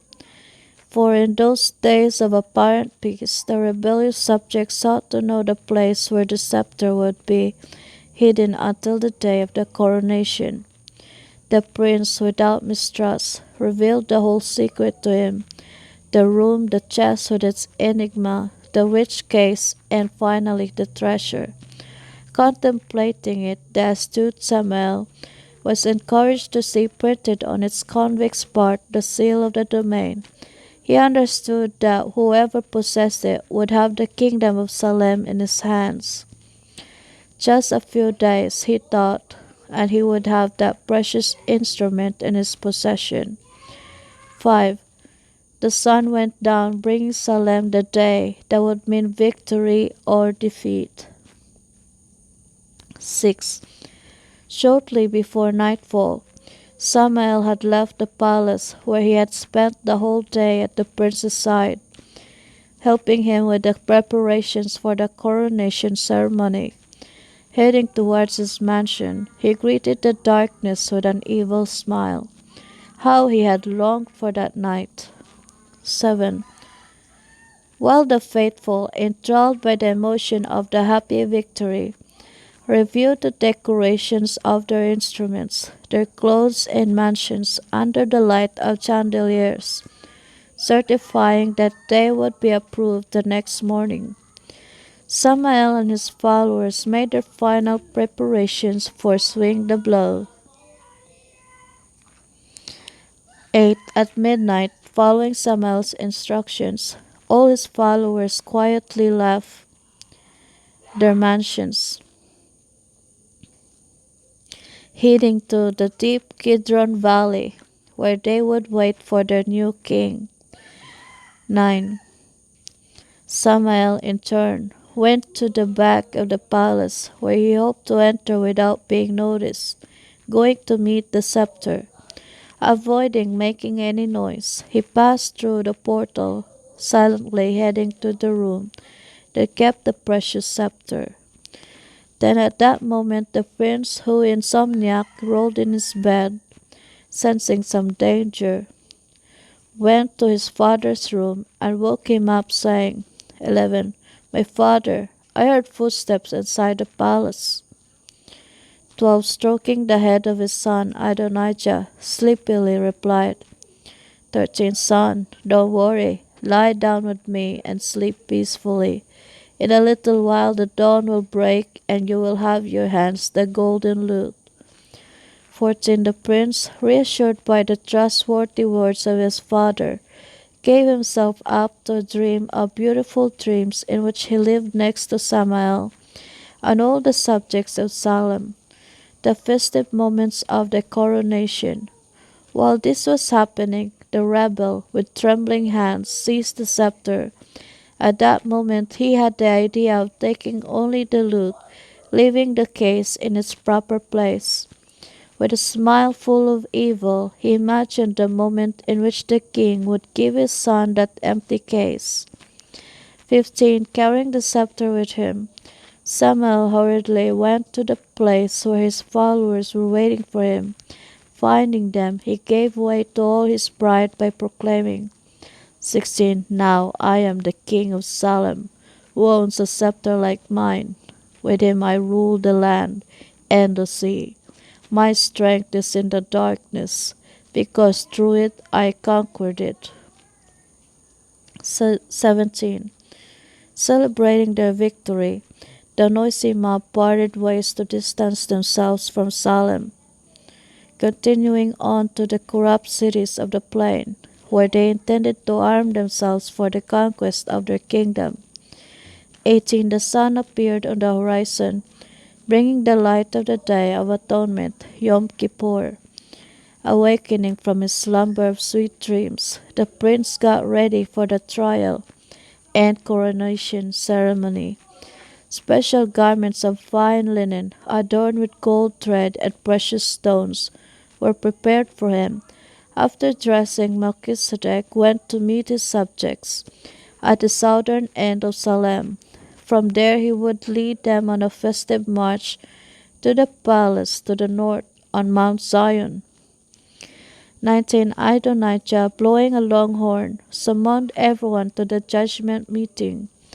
Leaving their mansions, everyone else headed towards the South Gate Plaza, taking their musical instruments with them. 20. Upon meeting those faithful ones, Melchizedek was surprised by the absence of many. That mystery hurt his soul, because it hid the dearest face of his friend Samael. 21. Leaving his assembled followers behind, the prince set out in search of the missing. In his fruitless search, he finally went to the mansion on the mountain, where he called Samael. His voice, however, brought no reply beyond an empty echo, which betrayed ingratitude. 22. Reading the betrayal in the sad emptiness, she felt like crying. In a single moment, all the past of the one who had sought with such dedication to preserve it in his glory, through wise advice, came to mind. He remembered those days that followed his recovery, how he had rejoiced in the certainty that his friend would never fall again. Leading him to sense the tragedy, Samael's inquiries about the loot came to his mind, which he showed him in a gesture of friendship. The memory of this fact, added to the footsteps heard inside the palace that night, gave him the certainty that Salem was in danger. Not supporting this possibility of betrayal, he prostrated himself in tears, wounded by the terrible ingratitude of the one to whom he had dedicated so much love. 23. Bent over in pain, he lay for some time trying to find some consolation. He finally dried his tears, determined to make any sacrifice in order to restore Salem to its glory and power, redeeming the scepter from the hands of rebellion. 24. Comforted by the certainty of victory, Melchizedek returned to the side of his faithful subjects, hiding his suffering from them, as well as the reason for the absence of so many. The prince led them on a triumphal march towards the palace. Chapter 7. Faithful subjects oblivious to betrayal raise songs of triumph in anticipation of their king's coronation. The coronation is truncated due to the absence of the scepter. Everyone is grieved, and Melchizedek comforts them with a promise of rescuing the precious scepter. Melchizedek goes out in search of him. Samael, full of anger, scratches the inscriptions engraved on the scepter. Melchizedek faces danger in search of the scepter and is preserved. 1. Approaching Mount Zion, they climbed the white steps of the ladder, followed by the triumphant crowd. His soul ached with the expectation of seeing his joyous song die on the lips of the faithful that morning, due to the blow of betrayal. 2. He was now inside the palace, before the magnificent throne that awaited the young king. At the base of the throne lay open, in the middle of a flower arrangement, the parchment of the laws. Next to him you could see the beautiful crown, made of gold and precious stones, as well as the case of that scepter that symbolized all the harmony of Salem. 3. The subjects were happy, knowing that they would be found worthy to inherit the kingdom of peace. They now awaited the moment of coronation, when their new king would rule over them from his throne with his precious scepter in a triumphant song. For amid the applause of the victorious host, Melchizedek went to his father, who received him with a loving embrace. The moment was truly solemn. The host fell silent in anticipation of the coronation. The box would be opened, and everyone would witness the exaltation of the beloved prince. 5. Heart pounding with joy, Adonijah reached down to the case, opening it carefully. When finding it empty, the joy on his countenance gave way to an expression of inexpressible concern and sadness.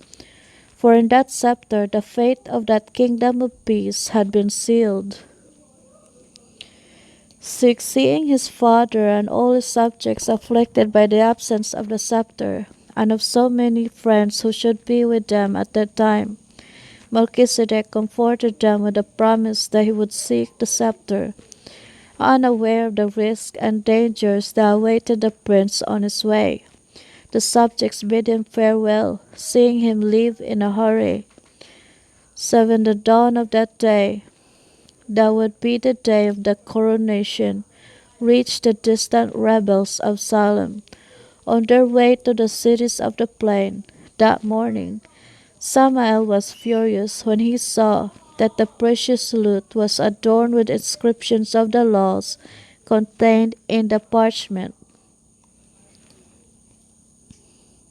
Taking a sharp stone, he began to damage the scepter, scraping all the words of love and justice from it. Its harmonious strings were now out of tune on its wounded convex, but it was still precious, for on it lay sealed Salem's domain. Possessing it meant owning all power. 8. Arriving at the height where the road forked, Samael ordered his followers to continue towards Gomorrah, while he would go to Sodom, where he would remain for 2 days, later joining them. 9. He waited for night to enter Sodom. When he entered there, he walked through the narrow streets unnoticed, until he found an isolated house on a rise. Making the scepter his weapon, he invaded the house, killing its inhabitants while they slept.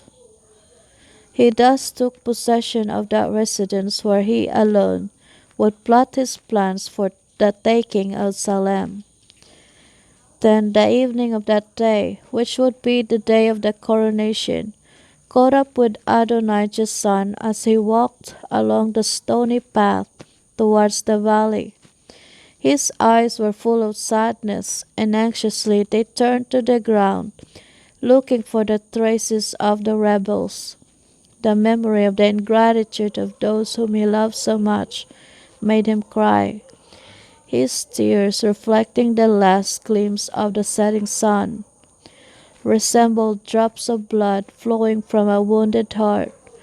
He wept not because of the dangers that befell him on that cold night, but because of the unhappy fate of those who had exchanged the peace of Salem for the violence of those cities on the plain.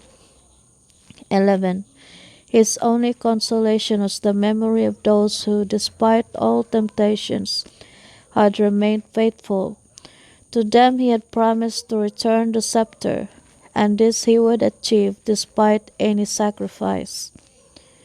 12. After a long sleepless night in which the prince was lying on the side of the road, the light of a day that would be decisive dawn. 13. As he approached Sodom that morning, the thought of being so close to his beloved Salem's scepter made him forget all weariness, shortening his steps towards the challenge. 14. When the great gate of the city opened, a fear came over him, hearing frightening noises of disharmony, which translated the pride, selfishness, and greed that dominated all hearts there, making them explode in the orgy of endless evil. 15. It would be a great risk to expose oneself to the gratuitous violence of that city. This thought made him stop a step away from the portal, where shaken he bowed his forehead in an inexpressible internal struggle. He was tempted to withdraw, but he fought with all the strength of his soul against that thought of failure. 16.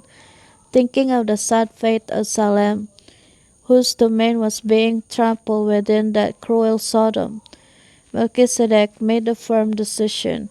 As a reckless warrior he would advance, and certainly even when he had to face the accumulation of all the dangers, he would continue until he raised the beloved scepter in his victorious hands. 17. Determined and hopeful, he passed through the gate of Sodom, plunging into that strange world. Everything there was the opposite of Salem. Beginning with the rough and dirty stones of its buildings, Sodom was a kingdom of darkness. 18. The contrasting presence of the prince was soon noticed by many, who in tumult surrounded him. The purity of character expressed in his magnificent countenance and the splendor of his garments filled them with fear, and they withdrew as if vanquished by an invisible force. Overwhelmed by fury, they began to pursue him at a distance, determined to make him flee. They threw stones and mud at him, trying to stain his clothes, but they did not hit him. Meanwhile he advanced in his anxious search. They finally gave up pursuing him at sunset.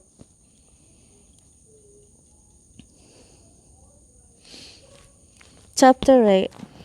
Melchizedek, after much affliction, finds the precious scepter that was destroyed by Samael. The dignified posture of the prince before the threats of the traitor, his firm willingness to redeem the scepter at any cost, pain and blood as the ransom price of the scepter. Melchizedek's atonement to redeem the scepter, a likeness of Christ's atonement to redeem mankind. 1. The son of Adonijah went through all the streets and alleys in search of the precious scepter, but to no avail. Seeing the sun decline on the horizon, announcing the arrival of one more dark and cold night, his heart was seized with great agony. There in that last valley, almost overcome by exhaustion and despair, he bowed his head, fainting in tears. His lips pronounced in the midst of sobs the following words: to Salem, Salem, you cannot perish. Your scepter needs to be redeemed from the clutches of rebellion. But when and where am I going to find it? There is no strength left in me, and the hope of redeeming him before night leaves me. 3. The prince in his supreme anguish did not perceive that another groan of pain, coming from the broken strings of a humiliated lute, was heard in that evening. For suddenly the faint moan penetrated his ears, reviving him with the certainty that the great moment of redemption had arrived. Wiping away her tears, she mustered the last of her strength by running in the direction of a small house on a hill, where the sound seemed to come from. 5. Going to the half-open door, he stopped when contemplating a contrasting scene of humiliating slavery. Samael, wrapped in a dirty cloak, punishing Salem's scepter. Both the young man and the scepter were so disfigured that almost no trace of their lost glory remained. That scepter, however certainly shattered as it was very valuable, for on it lay the seal of Salem's dominion. 6. The contemplation of the one who had been his best friend, and that idealized scepter, as a symbol of all harmony, in such a tragic condition, deeply moved the prince, making him cry out loud. Only then did the rebellious subject perceive his unwanted presence. Shaken, he got up and, full of anger, asked, 7. What is it that brought you to Sodom? 8. Pointing to the damaged scepter, Melchizedek exclaimed, 9. The glory of Salem is destroyed. 10. With a laugh, Samael mocked her sadness, saying, 11. Now I am the king of Salem. You who are faithful to the scroll will become my slaves. 12. Without giving importance to Samael's insulting words, the prince, moved by infinite anguish, told him, 13. Samael, Salem is hurt by your betrayal. Why did you change your home of justice and love for this valley of injustice, hate, and death? Now if you do not wish to return to Salem in regret, return the scepter to him. It was to redeem him that, despising all dangers, I descended into this hostile valley. 14. Knowing the purpose of the prince, the rebel was filled with rage, and clenching his fist, he said, 15. I hate you, Melchizedek. 16. Having said this, he threw the scepter to the ground, and stamping on it, he added, 17. I want to do the same with you. 18. In the face of this affront, the prince did not feel any fear, but compassion. Transporting himself to the happy past, he remembered the happy moments when he always had Samael by his side. He was a pure and humble young man at heart. 19. Why had he allowed himself to be enslaved by the illusion of pride and selfishness? How painful it was to see that young man, who for his beauty and sympathy had been honored above all subjects, now ruined by greed. Hadn't it been the prince's dream to have next to his glorified throne the one he considered his most precious friend?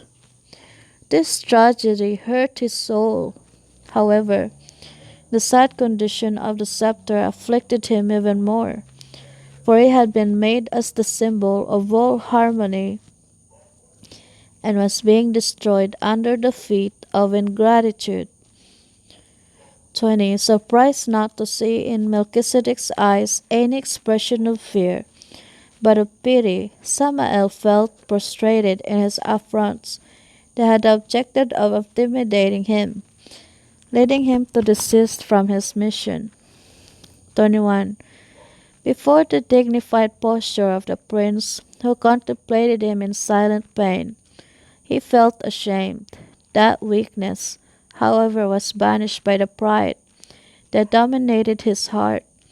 He then began to plan something terrible to humiliate and hurt the prince, making him suffer even more. With derision he said, 22. The Salem scepter can be yours if you can pay me the ransom price. 23. With a sparkle in his eyes, the prince asked, 24. What's the price? 25. Samael, with a mischievous smile, slowly replied, 26. The price is not gold or silver, but pain and blood. You must strip completely of your garments, lying down on the ground. You will have to endure in that condition blows until the sun goes down. If you are willing to submit to me without reacting, the scepter will be entirely yours. 27. Shaken by such a cruel proposal, the son of Adonijah looked towards the sun that rested distantly on a cloud, then began to engage an intense struggle in his heart. At first the horror of the sacrifice almost overcame him, prompting him to retreat, but the thought of seeing Salem enslaved by rebellion finally drove him to the decision to pay the ransom price, giving himself over to humiliating suffering. 28. Having made the firm decision to rescue the scepter, the prince threw away the clothes, placing them on a stone. He immediately lay down on the cold ground, with his forehead turned toward the west. 29. Mercilessly, Samael began to whip him, using the scepter itself as an instrument of torture. Moaning from the pain of the blows that made him bleed, the prince kept his gaze fixed on the sun that seemed to stop on the cloud. Dazed with pain, he finally gazed at the soon-to-set sun. Buoyed by the approaching victory, he murmured softly, 30. Salem, Salem, soon I will have in my arms your precious scepter that, in my hands, will become an instrument of justice and peace. 31. Hearing the promise that the prince made between moans, Samael yelled at him furiously, 32. Your suffering will bring no dawn to Salem, for your hands will never be able to touch the scepter. 33. After making the affront, Samael took possession of a pointed stone, preparing to deal the last blows. 34. As he thought of Salem's happy victory, Melchizedek felt his right arm being compressed by Samael's feet. This rude gesture was followed by a blow that made him contort in agony. His hand had been cruelly gouged, blood beginning to ooze profusely from the open wound. That same violence was later discharged on his left hand. 35. Not enduring the agony caused by those heart-rending blows, the son of Adonijah, bloodied, plunged into the darkness of a deep faint. Chapter 9. Samael, horrified at his guilt, abandons the prince, leaving the scepter with him. Melchizedek regains consciousness, takes his robes and his scepter, swears an oath, and leaves for Salem. Samael does not regret it. The resemblance of the experiences of Melchizedek with which the Son of God would live continues. Melchizedek is greeted with acclaim for his redemptive act, is tended to by his loving Father, and the scepter is restored. 1. When he stopped beating the prince, the rebellious subject was possessed by a strange horror. When contemplating on the face of him who had only done him good, the torpor of death, he tried not to remember the past, but irresistibly he felt himself being dragged back to the days of his blissful innocence in Salem. Dressed in rich garments, he was always at the side of the prince, who with dedication taught him his songs that spoke of peace every day. 2. In the unwanted memories by which he was dragged, he relived his first steps on the path of pride and selfishness. He remembered the incessant advice and pleas of the one who had been his best friend to desist from that path that could lead to unhappiness. 3. After being dragged into memories by all that past of happiness destroyed by his fault, Samael was aware of his ingratitude. Horrified by what he had done, he leaned over Melchizedek's bloodied body, despairing to see him lifeless. Not bearing the weight of great guilt, he hurriedly left that place, wanting to hide away in the darkness of the cold night. 4. After a deep faint, the prince began to regain consciousness in delusions that transported him to the bosom of his beloved Salem. He relived, lived, and dreamed moments. With joy he contemplated the face of his best friend, to whom he extended his hand with a smile. But his gesture was frustrated by deep pain. Amid the applause of the victorious subjects, he received the scepter from his father, but when he touched it, he felt irresistible pain in his hands. 5. With these dreams frustrated by pain, Melchizedek woke up to reality. He was naked, wounded, and lonely in a dangerous place, far from Salem's shelter and care. More painful was to think that all this had been the retribution of someone who had been the main target of all the gifts of his love. 6. The prince, unable to move, considering the great betrayal, began to cry inconsolably.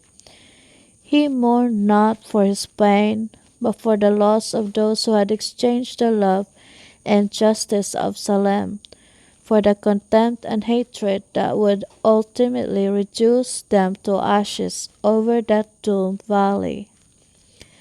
7. Through tears the prince contemplated the sky, that like a cloak inked with blood, stretched out bathed in the light of the setting sun. Then he remembered the lute for which he had paid such a high price. Where would he be? 8.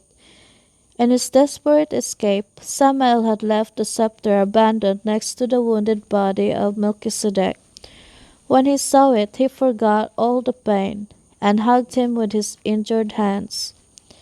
Caressing the ruined convict's part, with a smile he said, "Now you are mine again. I bought you with my blood."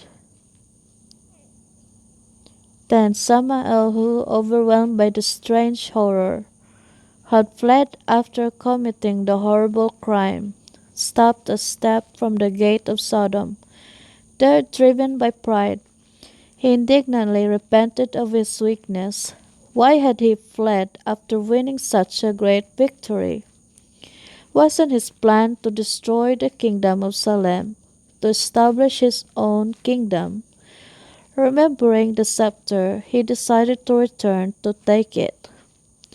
Why had he left it abandoned next to the corpse of that hated prince? 11. Gathering his few forces, Melchizedek went numbly to the place where he had left his clothes.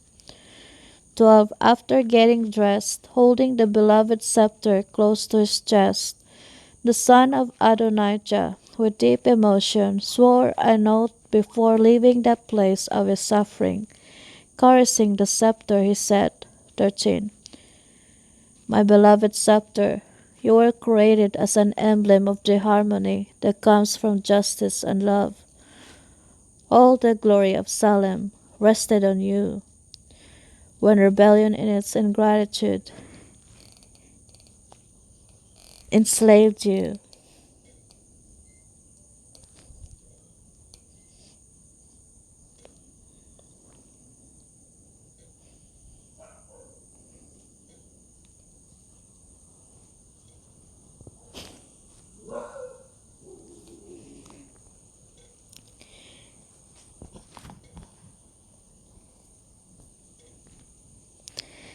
dragging you into this hostile valley.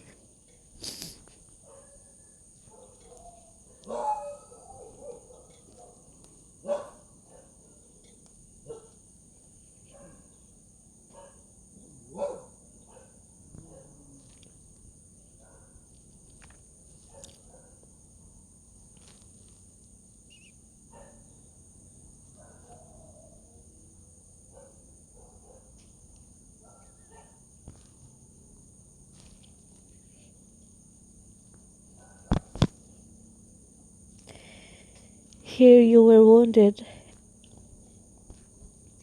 and humiliated, becoming an instrument of impiety in the hands of the tyrant.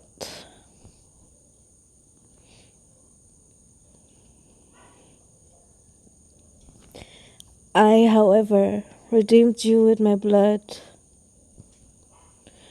Now our wounds will be restored, and shortly we will be enthroned amidst the praises of a victorious Salem.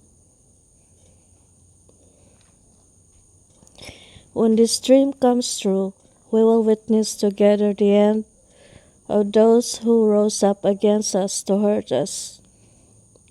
Samael and his followers will be devoured by the fire that will reduce Sodom and Gomorrah to ashes.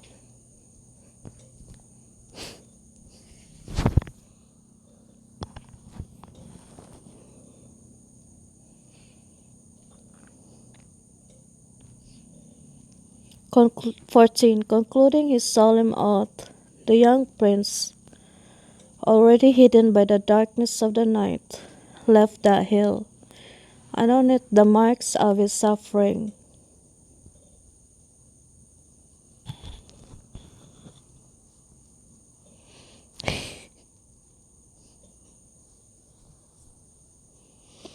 "15. Ever since the king's son had departed, promising to return with a scepter, Salem had lived through moments of unspeakable anxiety. In tears, the king and the remaining subjects remembered all the happy past undone by the ingratitude of the rebels. What tortured them most was the absence of the prince and the scepter, without which all the brilliance of that kingdom of peace would be dimmed.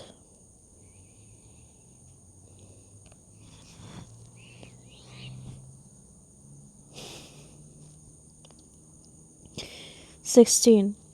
Wishing to comfort the hearts of his subjects, Melchizedek advanced in the middle of the night towards the mountains that surrounded Salem.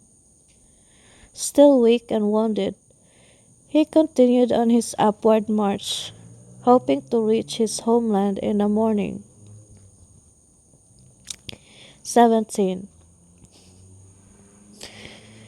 That long dark night was finally overcome by the rays of dawn. In Salem, the hope of seeing Melchizedek again with his scepter was almost abandoned when, looking towards the Mount of Olives, they saw him coming down the road to Gethsemane.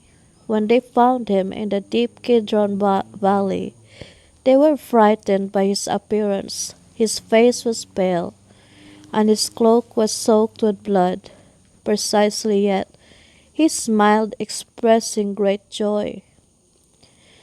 18. When they asked him about the reason of those blood marks, Melchizedek pulled his wounded hands out from under his cloak.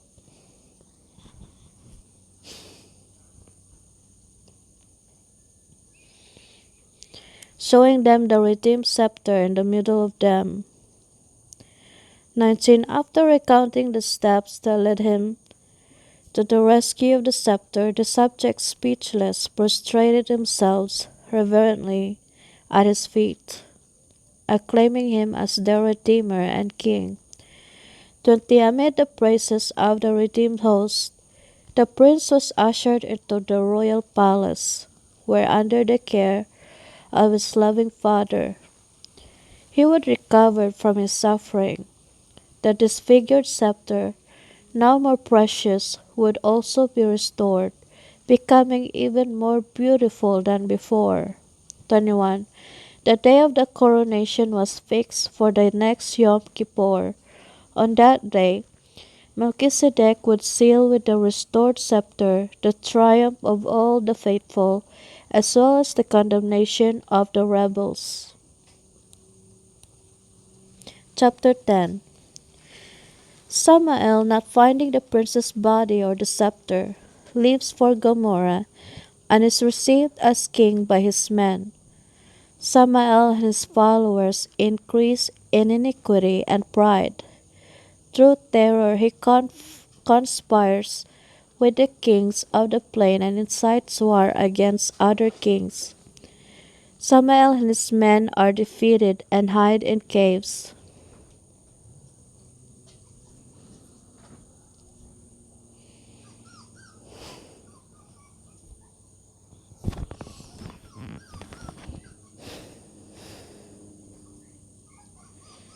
When, a few moments after Melchizedek's departure, Samael arrived at the place where he had apparently left him lifeless, next to the lute.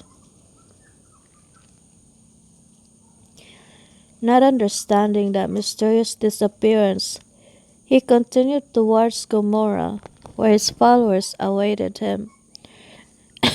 Seeing them, he proclaimed his victory over the hated prince and the scepter, whom he had massacred in Sodom, giving the scroll's followers no hope. 2. His words pleased the rebellious mob, who began to commemorate the conquest by indulging in the orgy. They now mocked justice and love, exalting Samael as the victorious king. 3. Now they would get weapons with the purpose of advancing on Salem, landing the last blow. They joined them in their evil purposes, many criminals who were received as masters in the handling of bows and arrows. 14. In his madness, Samael ordered the expulsion of all calendars, because in his kingdom of freedom they would not be subject to any computation of time. The laws of morality were also excluded, resulting in complete chaos. This disorder manifested itself more patently in the strident and cacophonous racket, which they proclaimed as the new music. 5. Dominated by selfishness, Samael and his followers fed on illusions, unaware that their days were numbered. The fruits of rebellion would soon down upon them the fire of destruction. 6. Dividing his followers into small groups, Samuel began to command them in violent acts that terrified the inhabitants of the plains. At that time they hid in the caves located near the Salt Sea.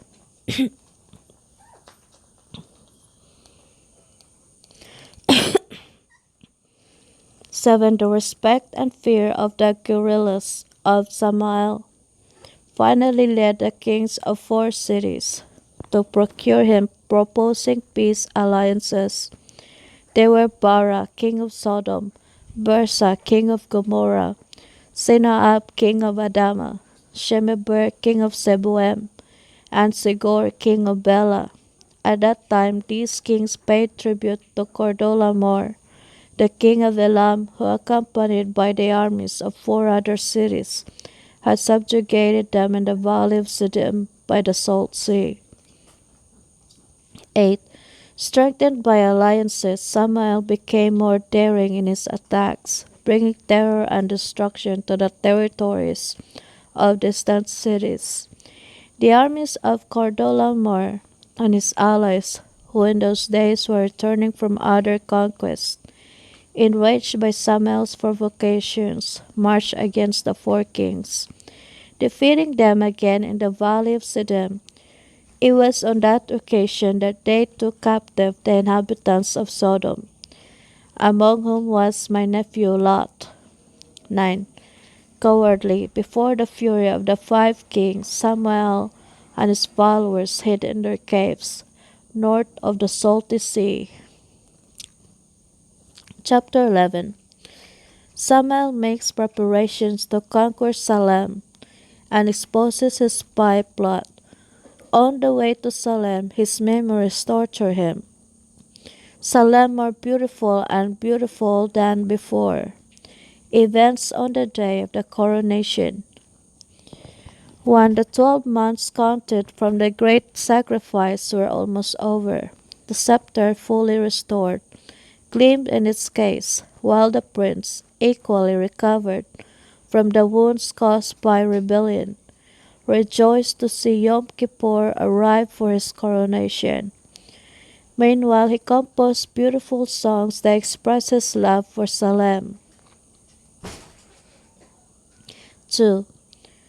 In those 12 months, the city of peace became more beautiful, being adorned like a bride for the grand coronation day. 3. With a week to go until Yom Kippur, Samael, totally unaware that the day of his judgment was approaching, gathered his followers, announcing that the next mission would be the conquest of Salem. Before they advanced, however, he would go up alone to check out the city's vulnerable spots. 4. After being applauded by the mob, Samael set out on his reconnaissance mission. While he advanced alone, he tried not to remember those moments that brought him terror due to guilt, but dominated by a superior force, he was dragged in his memories towards that mountain of cruel torture. 5. All his past began to come to mind like a crushing weight. 6. When he woke up from his memories from which he could not escape, it was already night. The darkness that enveloped him seemed to him the harbinger of a sad end. However, he tried to dispel that discouragement with the memory of the army that was waiting for him, ready to carry out his orders in the conquest of Salem, where there would be no more memories of that parchment. 7. Dawn caught up with him near Salem. Seeing the Mount of Olives, he was reminded of the last time he had crossed it, leaving behind him the defeated city.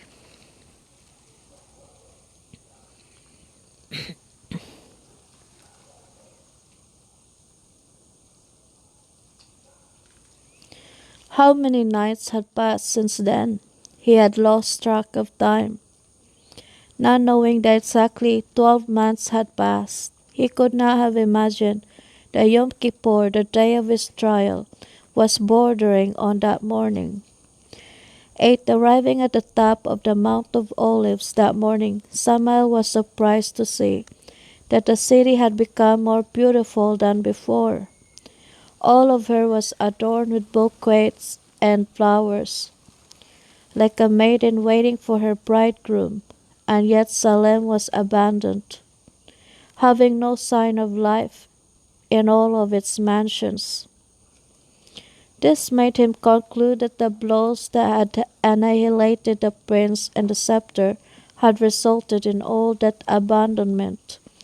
He did not know, however, that at that moment all the remnants of that kingdom were hidden in the great hall of the palace, awaiting the most glorious moment, the coronation of Melchizedek. 9. Imagining himself exalted on the abandoned throne, with the victorious armies at his feet, the rebel entered the city, hastening to the palace. Crossing the main portal that leads into the main hall, he was filled with amazement to see a crowd of worshippers gathered there. On a golden platform, adorned with flowers carved in precious stones, was the empty throne. At the base of the throne was the parchment of the laws, a golden crown full of precious stones, and the case that had been left empty on that night of betrayal. Without understanding the enigma, Samael hid behind a column, fearing being recognized, and kept watching. Then the subjects, with expressions of happy expectation, looked towards the empty throne. Where did they find reasons for all that joy, if they had lost their king along with the scepter? Samael was wondering about that mystery, when Adonais, applauded by the subjects, walked next to the throne. In a voice full of victory, the founder of Salem announced that the long-awaited moment of the coronation had arrived. A cry of triumph rang through the air when announced by his father. The beloved prince entered, heading in the direction of the throne. Seeing him covered by a mantle of glory, Samael was possessed by a terrible fear and tried to flee. He discovered, however, that all the portals of the great hall were closed from the outside. 11. The coronation ceremony began. It was a truly solemn moment.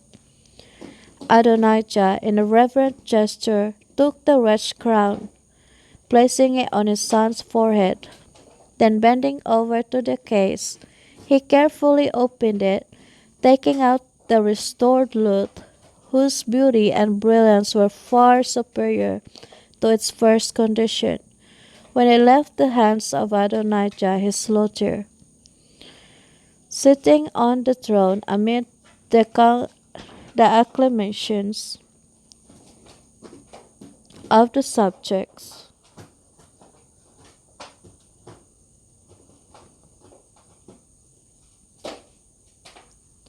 Melchizedek began to touch the scepter, drawing from it chords of great harmony and peace.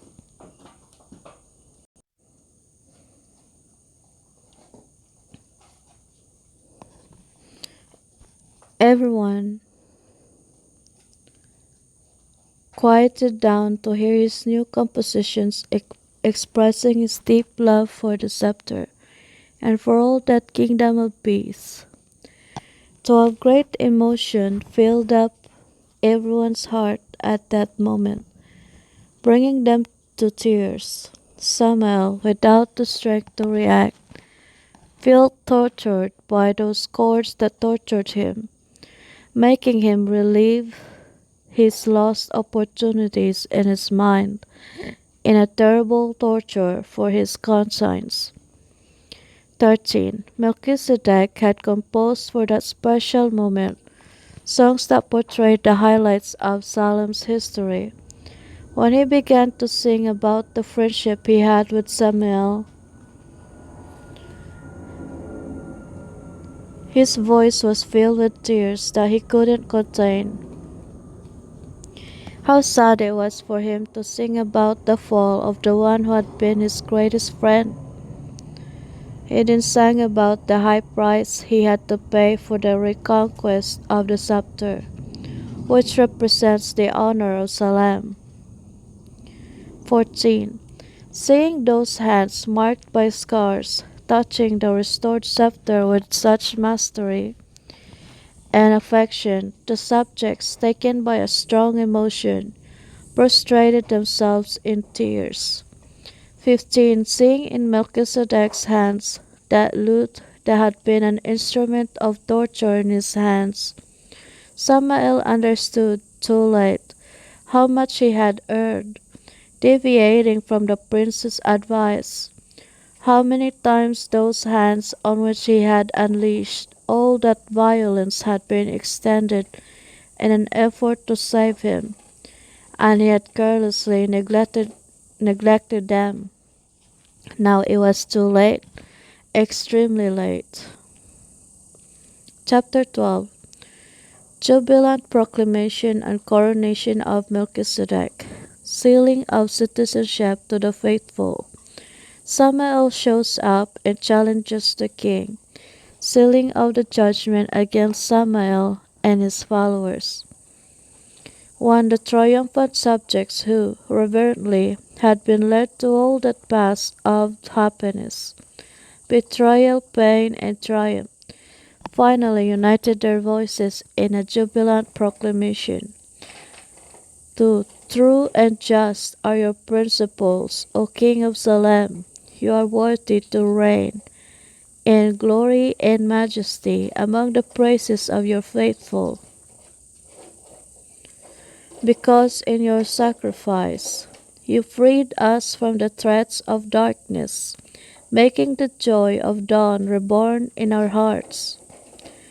3. That song of exaltation was followed by the ceremony of the confirmation of all the faithful in their victory.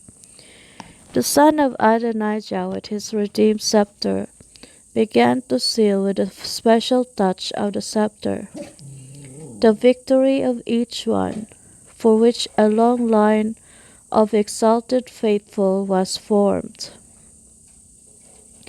For the confirmed subjects, as they received the king's touch of approval,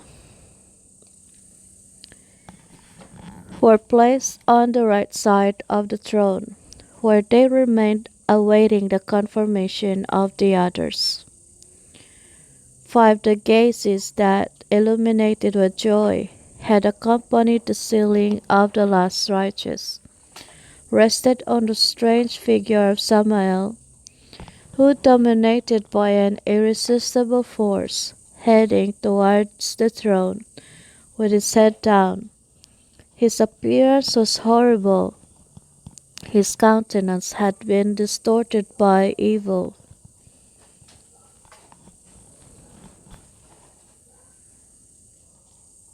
His clothes were dirty and smelly. Everything about him was disgusting, to the point that no one recognized him.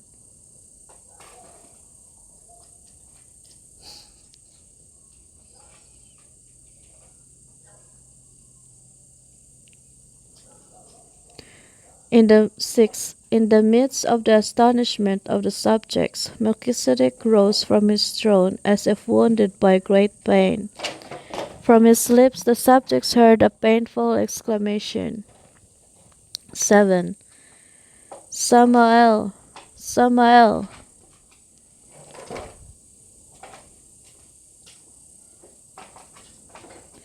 8. The deplorable figure of the one who had been so beautiful filled with everyone with sadness, and they began to cry.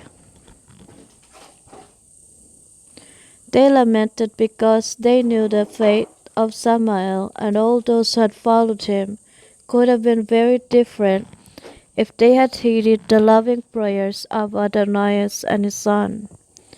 Wasn't it the king's plan and Melchizedek's dream to have him as the protector of the parchment, being second in honor in that kingdom? 9. Samael, who, recognizing his misfortune, had approached the throne with his head down, witnessing all that lamentation, and deceived again by pride, judging that it was a demonstration of weakness by his enemies. Remembering his fortified army waiting for him on the plain, he deceived him with the certainty that he would be victorious over Salem. With this thought he raised his forehead, marked by hatred, and looking at the king, he raised his clenched fist and challenged him, disdaining his authority, with the threat of taking the throne from him. 10. Although sorrowful for his perdition, the subjects of Salem could not bear the audacious affront of that maddened young man, who, after causing so much suffering, was still able to rise up with such great defiance. 11. The victorious king, who with such pleasure had sealed with his scepter the conquest of the faithful, raised it painfully to seal the sad fate of the rebels, immobilized by a strange force. Samael, without taking his eyes off the scepter, heard from the lips of the king the proclamation of his judgment and of all his followers. 12. Prisoners of an invisible force, they would be held in their caves for 6 years, later being visited by the fire of judgment that would destroy them, along with the cities that allied with them. Chapter 13. An angel appears to Melchizedek in a dream, gives him instructions, and shows him the celestial Salem in a vision. Melchizedek, the protector of the widest revelations of God, the story of Salem, a resemblance to the history of the universe. Melchizedek is moved and honors the Messiah, discovering that he became a likeness of him, battle for the disputed scepter, doomsday. When going to bed after that day of so many emotions, the young king, immersed in the memories of that past of happiness and pain, rolled in his bed without sleep. When he finally fell asleep, he had a very significant dream. In the dream, a luminous angel appeared to him, who, greeting him with a smile, told him that the entire universe was attentively following all the drama he was experiencing, which had a prefigurative meaning, portraying past and future events, which involved everything, the vast universe.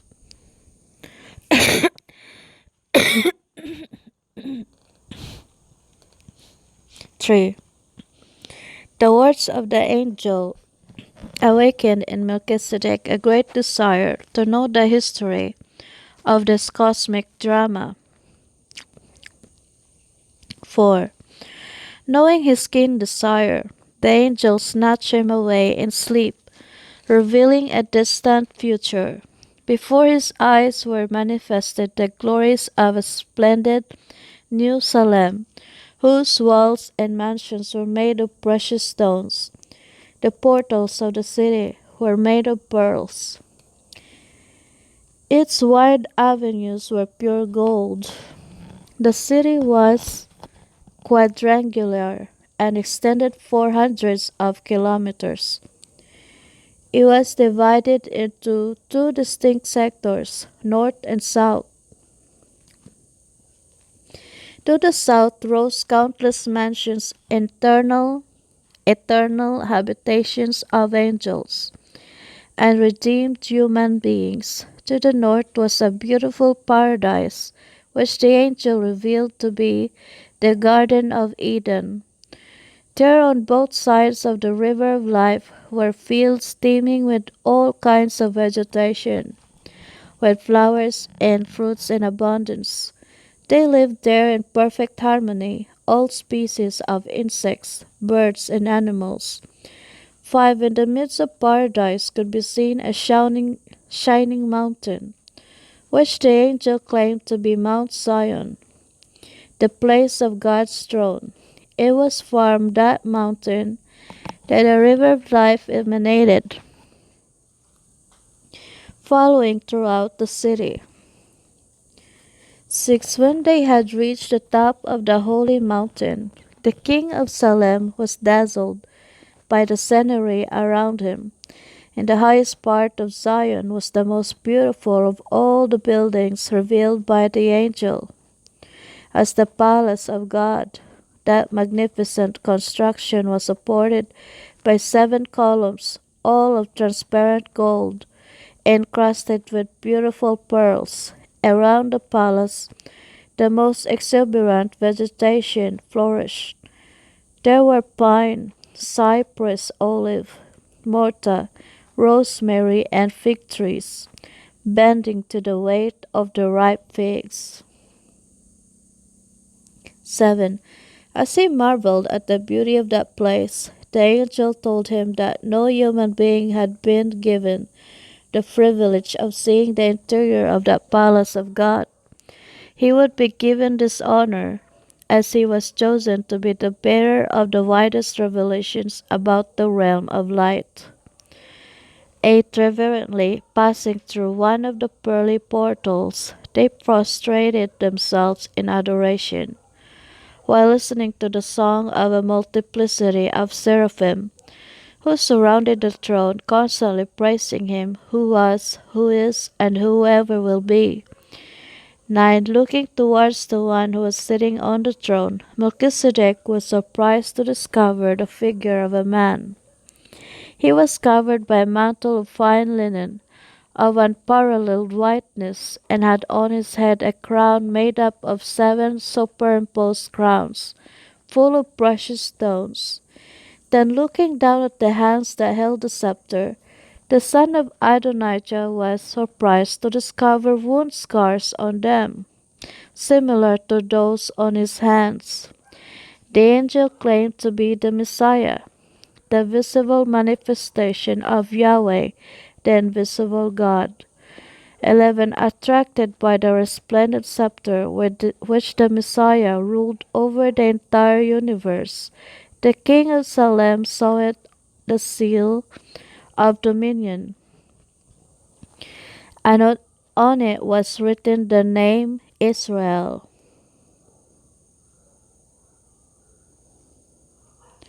12. Overwhelmed by deep emotion, Melchizedek prostrated himself before the king of that eternal Salem, and there reliving the history of his small city. He had the desire to know the great drama of universal history. Knowing the desire of his heart, the angel said to him, 13. Now I will give you the history of this glorious Salem, everything that is shown to you in the vision. You must faithfully record in 6 parchments that will be sewn one to the other, forming a single scroll. You will have 6 years to write them. At the end of the 7 years, you will receive from the hands of an elder a vessel containing a special scroll with many important revelations, highlighting the story of Salem. You will take that roll, and you will sew it like the first of the 7, forming a single roll. After sealing it, you and the old man will keep it in the glass, taking it to a cave that I will show you to the north of the salty sea, where it will remain forgotten until the last days come, when it will be rescued and revealed to the world by means of a small beetling. 14. After telling the king of Salem these words, the angel led him in a vision to an infinite past when the universe did not yet exist.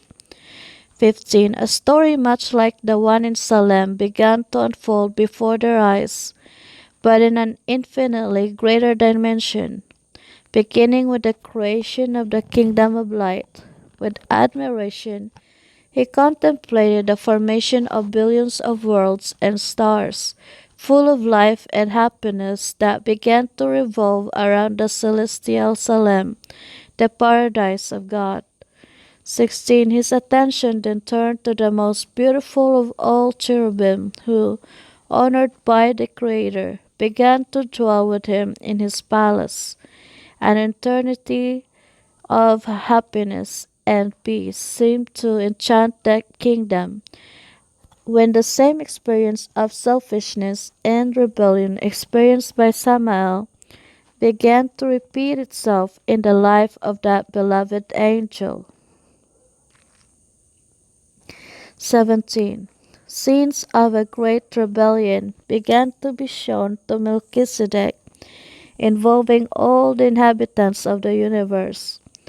The honorable cherub, similar to Samael, had seduced a third of the host, who began to revere him as king. 18. Amid the scenes of that great conflict, the king of Salem witnessed the creation of the planet Earth, upon which had emerged as the rational scepter of that disputed kingdom. 19. With agony he saw the moment in which the leader of the rebellion subtly approached paradise, seizing the human being after seducing him with temptations. He heard his bellow then, in a proclamation of victory. From that moment on, the enemy of God began to ruin the human being, extinguishing in him all the features of divine glory, as Samael had done with the scepter.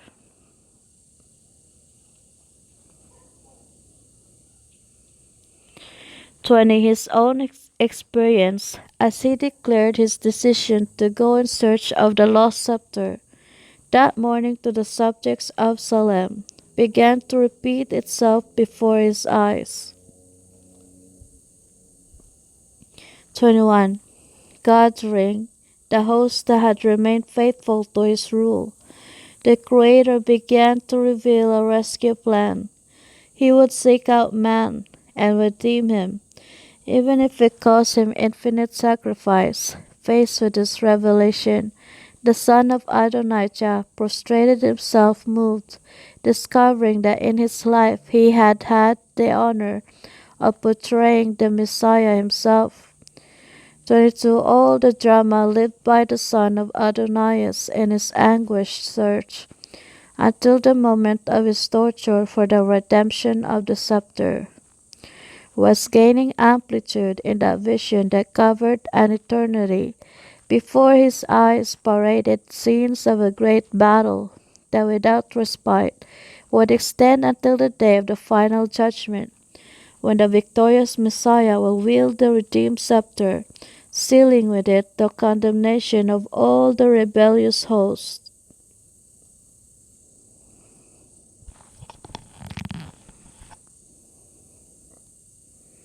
Chapter 14. Melchizedek had knowledge of the great deliverance due to the revelations that were manifested to him by the angel of the Lord.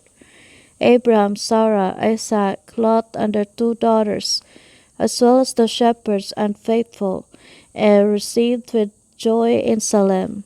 To celebrate the feast of Sukkot, Abraham hands the scroll to Melchizedek, and Melchizedek sews it together with his own.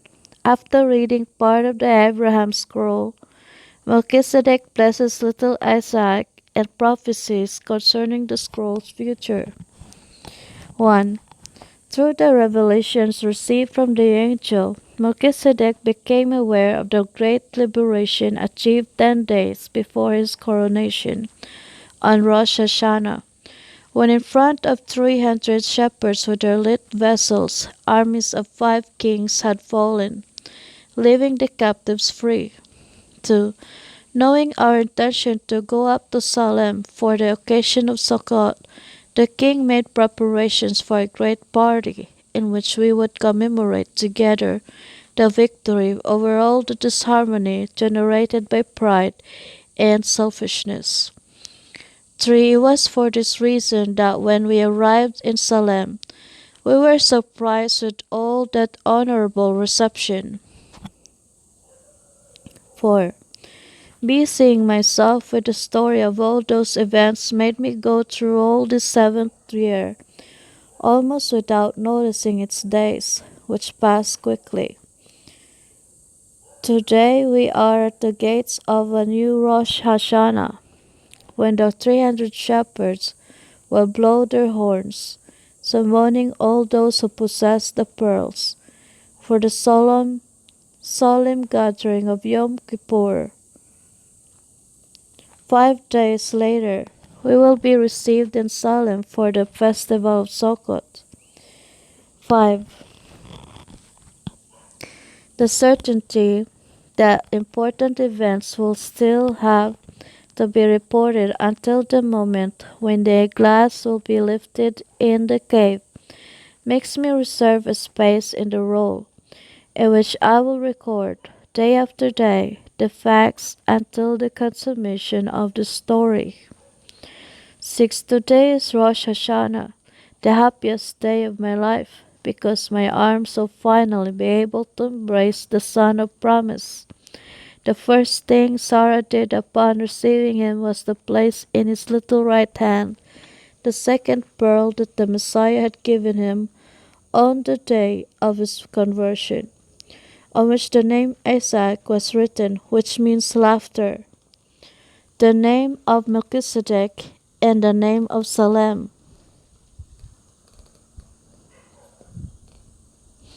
7. 2 days before Yom Kippur, Isaac was circumcised, according to Yahweh's command. 8. Ever since the shepherds began to blow their horns on Rosh Hashanah, all those who possessed pearls from the vase left their tents, heading in small groups to stand by the Mamre oak. 9. When Yom Kippur arrived, the day of the solemn meeting, My pastors informed me that all those who had received pearls had appeared at the meeting. Not one person was missing.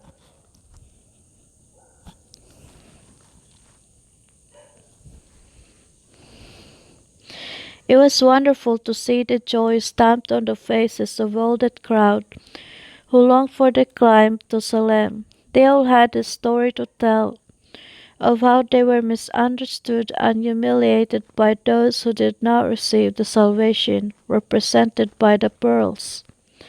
The only consolation they had at the time came from the certainty that they would be going up to Salem for the Sukkot festival.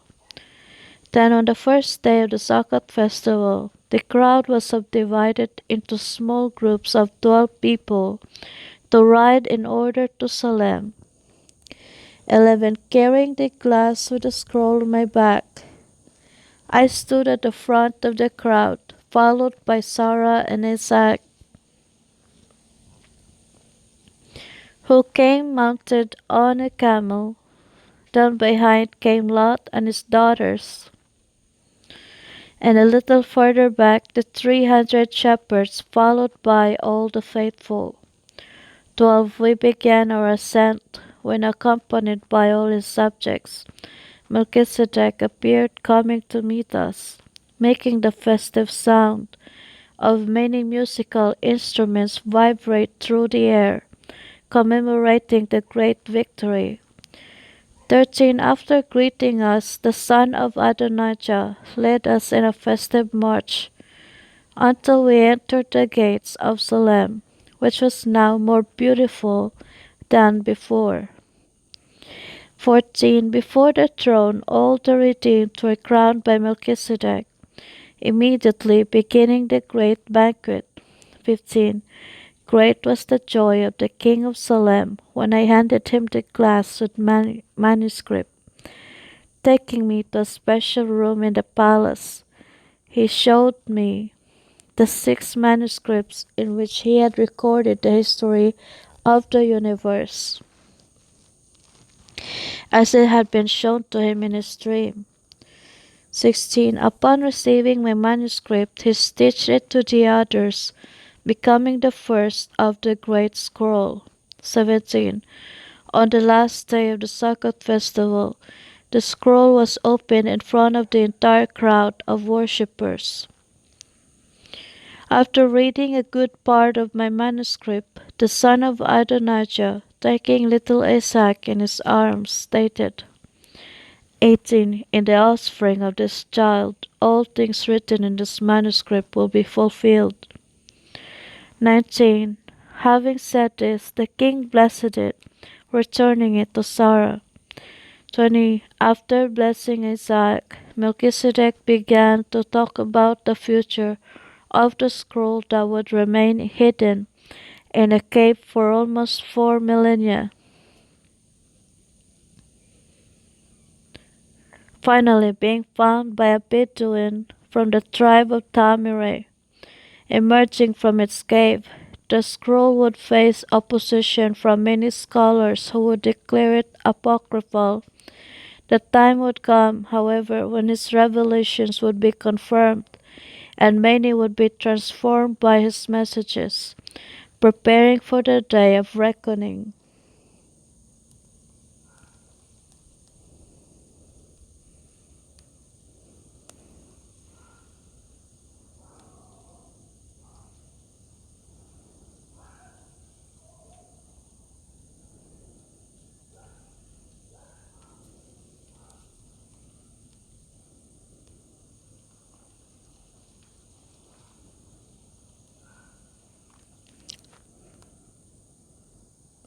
The Story of the Universe, an account written by Melchizedek. Revelations revealed to Melchizedek by an angel of the Lord in a dream that took place the night after his coronation, a year after he retrieved the scepter from Salem, having paid the ransom price in pain and blood. Chapter 1 The Eternal lived an eternity before creating the universe. World of light, Mount Zion, River of life, Garden of Eden, Jerusalem, the city of peace, Lucifer, the firstborn of the angels, laws of the divine government, freedom to choose, angels, ministers of the kingdom of light, universe, abyss of darkness, test of fidelity, separation between light and darkness. 1. Before there was a star to shine, before there were angels to sing, there was already a heaven, the home of the eternal, the only God, perfect in wisdom, love, and glory. The eternal lived an eternity before concretizing his beautiful dream in the creation of the universe. 2. The countless beings that make up creation were all lovingly idealized, from the tiny atom to the gigantic galaxies. Everything deserved his supreme attention. Lover of music, God idealized the universe as a great orchestra that under his regency should vibrate harmonious chords of justice and peace. For each creature he composed a love song. 3. The Eternal was very happy because his dreams were about to come true. Moving majestically, he began his work of creation. His hands first molded a world of light, and above it a dazzling mountain on which the throne of the universe would be forever established. 4. God called the sacred mountain Zion. From the base of the throne, the Eternal made a crystalline river flow to represent the life that will flow from him to all creatures. As a throne room, it created a beautiful paradise that stretched for hundreds of kilometers around Mount Zion. He called paradise Eden. To the south of paradise, on both banks of the river of life, numerous mansions adorned with precious stones were built, which were destined for the angels, the ministers of the kingdom of light. 5. Encircling Eden and the angelic mansions, God built a wall of shining jasper, along which might be seen great portals of pearls. With joy, the Eternal contemplated the dream capital. The city in its splendor was like an adorned bride, ready to receive her husband. 6. Affectionately, the great architect called it Jerusalem, the city of peace. God was about to bring the first rational creature into existence. He would be a glorious angel, among all the most honored, adorned by the brilliance of precious stones. That angel would live on Mount Zion as a representative of the King of Kings before the universe. 7. With much love, the Creator began to mold the firstborn of the angels, all wisdom applied in forming it, making it perfect. Tenderly he gave her life, the beautiful angel, as if awakening from a deep sleep, opened his eyes and contemplated the face of his author. With joy the Eternal showed him the beauties of paradise, speaking to him of his plans, which were beginning to materialize. 8. Being led to his place of abode, beside the throne, the Prince of the angels was grateful, and, with a melodious voice, he sang his first song of praise. From the heights of Zion, Jerusalem was discovered in its immensity and splendor in the eyes of the beautiful angel. The river of life, flowing serenely through the city, resembled a long avenue, reflecting the beauties of the Garden of Eden and the angelic mansions. 9.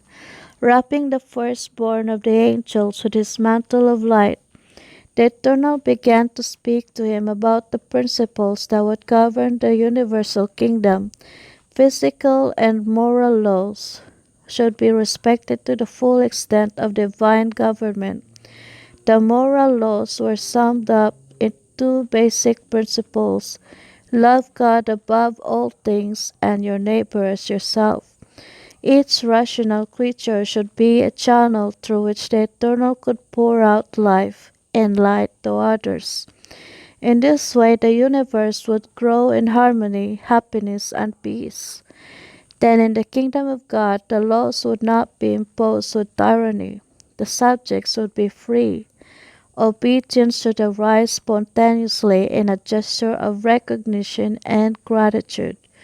In that realm of freedom, disobedience would also be possible. The result of such behavior would be the depletion of vital forces. 11. After revealing to the beautiful angel the laws of his government, the Eternal entrusted him with a mission of great responsibility. He would be the protector of those laws, honoring them, and revealing the universe ready to be created. With a heart overflowing with love for God and others, it would be up to him to be a model of perfection. He would be Lucifer, the bearer of light, the prince of angels, grateful for everything. He prostrated himself before the loving King, promising him eternal fidelity. The Eternal continued his work of creation, bringing into existence innumerable hosts of angels, the ministers of the kingdom of light. 12. The holy city was populated by those radiant creatures who, happy and grateful, joined their voices in beautiful songs of praise to the Creator. God now brought into existence the universe that, teeming with life, would revolve around his throne affirmed in Zion. Accompanied by his ministers, he set out for the grand accomplishment. After contemplating the immense void, the Eternal raised his powerful hands, ordering the materialization of the multiform wonders that would make up the cosmos. 13. His order, like thunder, reverberated everywhere, making galaxies without number appear, as if by enchantment, full of worlds and suns, paradises of life and joy, all revolving harmoniously around Mount Zion. Upon witnessing such a great deed of the Supreme King, the angelic hosts prostrated themselves, echoing through the illuminated space a song of triumph in salutation to life. 14. The entire universe joined in that song of gratitude, in promise of eternal fidelity to the Creator. Guided by the Eternal, the angels began to discover the riches of the universe. In that sidereal excursion, they were amazed at the immensity of the kingdom of light.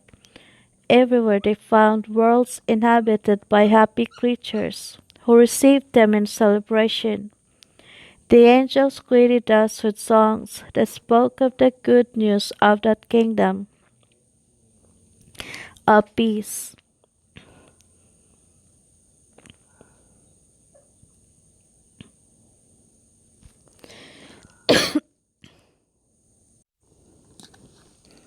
15.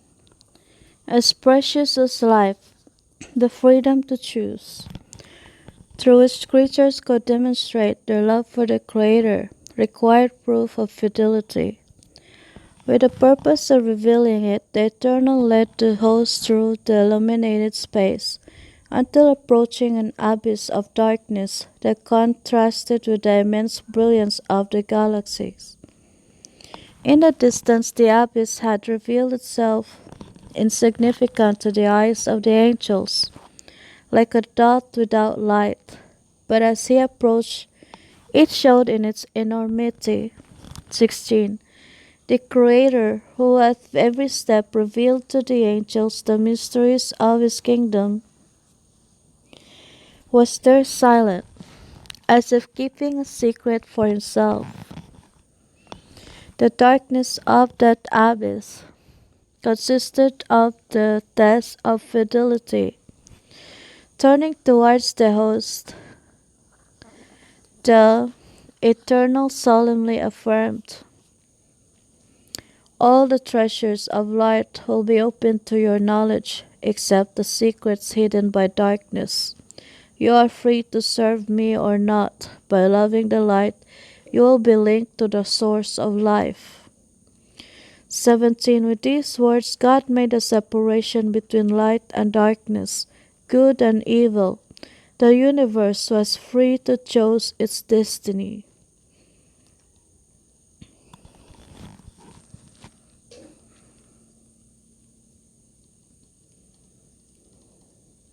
Chapter 2. An eternity of harmony and peace. Lucifer, transmitter of the Father's revelations to his angels. Assemblies on capital planets. Obedience to divine laws, foundation of progress and happiness. Lucifer is drawn into the darkness of the abyss. Lucifer, created for the light, intervention of a loving Father. Lucifer's great inner struggle, the gift of free will, science theory of good and evil, foundations of the kingdom of the eternal, betrayal of Lucifer, and a third of the host. The eternal warns about the breaking of the source of life. The universe put to the test. The inconsolable cry of the Father. The mysterious abyss, symbolic meaning of the kingdom of rebellion, beginning of the creation of the planet Earth. 1. The long-awaited dream of the Creator came true. Now as a loving Father, He led the creatures through an eternity of harmony and peace. By virtue of the fulfillment of divine laws, the universe expanded in happiness and glory. There was a strong zeal of love, which strongly united everyone. Rational beings, endowed with the capacity of infinite development, found indescribable pleasure in learning the inexhaustible treasures of divine wisdom, transmitting them to their peers. They were like channels through which the source of eternal life nourished everyone with love and light. 2. In Jerusalem, the ministers of the kingdom met before the sovereign king, always ready to fulfill his purposes. It was through Lucifer that the Eternal revealed his designs. After receiving a new revelation, he promptly passed it on to the angelic host. These in turn shared it with creation. In famous flight, the angels went towards the capital's planets, where, in great assemblies, the representatives of the other worlds met. In many of these assemblies, Lucifer was present, filling the participants with joy and admiration. Perfect in all virtues, he captivated them with his sympathy. 3.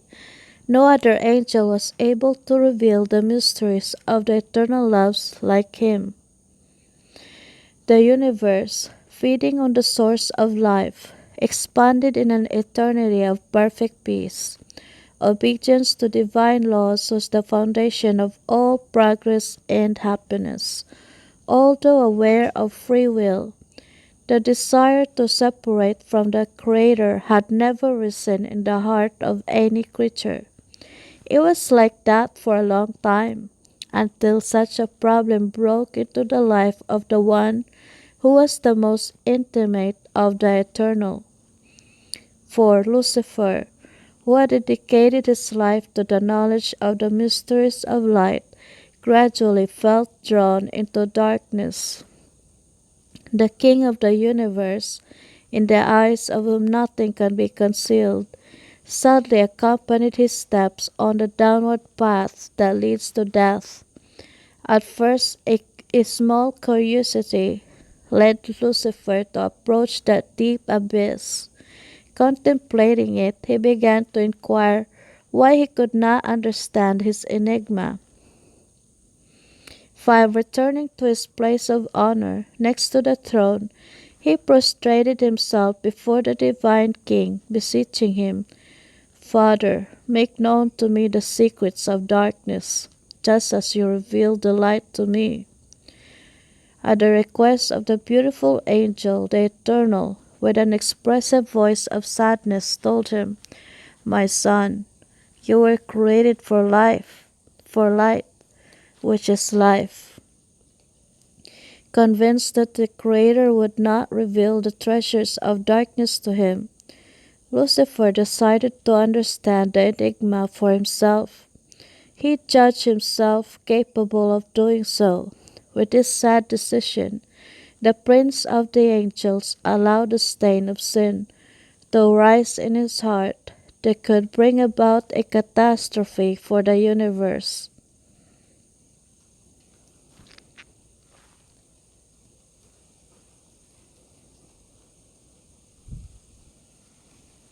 Six, only God knew what was going on in Lucifer's heart. The angel who had been created to be the bearer of light was divorcing in thoughts the kind Creator who, in an effort to avert disaster, begged him to stay by his side. A tremendous struggle began to rage within him. The desire to know the meaning of darkness was immense. However, the prayers of that loving Father, whom he also did not want to lose, tortured him. Seeing the suffering that his attitude caused the Creator, he sometimes showed repentance, but he fell again. 7. Before creating the universe, God had already foreseen the possibility of a rebellion. The risk of granting freedom to creatures was immense, but without this gift, life would have no meaning. The Eternal did not want to reign over robots, programmed to do only His will. He wanted obedience to be the fruit of recognition and love, which is why he decided to take a great risk. Although he continued to search for the meaning of darkness, Lucifer did not intend to abandon the light. 8. He was striving to reach a combination between those parts that, in the realm of the eternal, coexisted separately. Finally, with a feeling of exaltation, he conceived a misleading theory which pretended to present the universe as a new system of government, superior to the government of the eternal. He called his theory the science of good and evil. Structured in logic, the science of good and evil turned out to be attractive in the eyes of Lucifer, seeming to convey a sense of life superior to that offered by the Creator, whose kingdom made possible only the experimental knowledge of the good. 9. In the new system, there would be a balance between good and evil, between love and selfishness, light and darkness. As long as the science of good and evil matured in his mind, Lucifer would know how to keep it a secret from the universe. He continued in his position of honor, fulfilling the role of bearer of light. However, as much as he tried to pretend, his countenance no longer revealed joy in serving the Eternal. The divine King, who suffered in silence, sought, through his revelations of love, to prepare rational creatures for the great test that was approaching. 10. He knew that many would give heed to temptation, turning their backs on him. The night of testing would, however, bring out the truly faithful, those who served the Creator not out of interest, but out of love, saying that the hour of trial had arrived, and that Lucifer was ready to betray him before the universe. The Eternal One, who had never ceased to reveal the treasures of his wisdom, became silent and contemplative. 11. The silence revived in the hearts of the host the memory of that first sidereal excursion, when, after showing them the riches of the kingdom of light, God became silent before that abyss. They remembered his words, "All the treasures of light will be open to your knowledge, except the secrets hidden by darkness. You are free to serve me or not. By loving the light, you will be linked to the source of life." Lucifer, who had begun to covet the throne of God, he inquired about the reason for his silence. The Creator, contemplating him with infinite sadness, told him, "The hour of darkness has come. You are free to fulfill your purposes."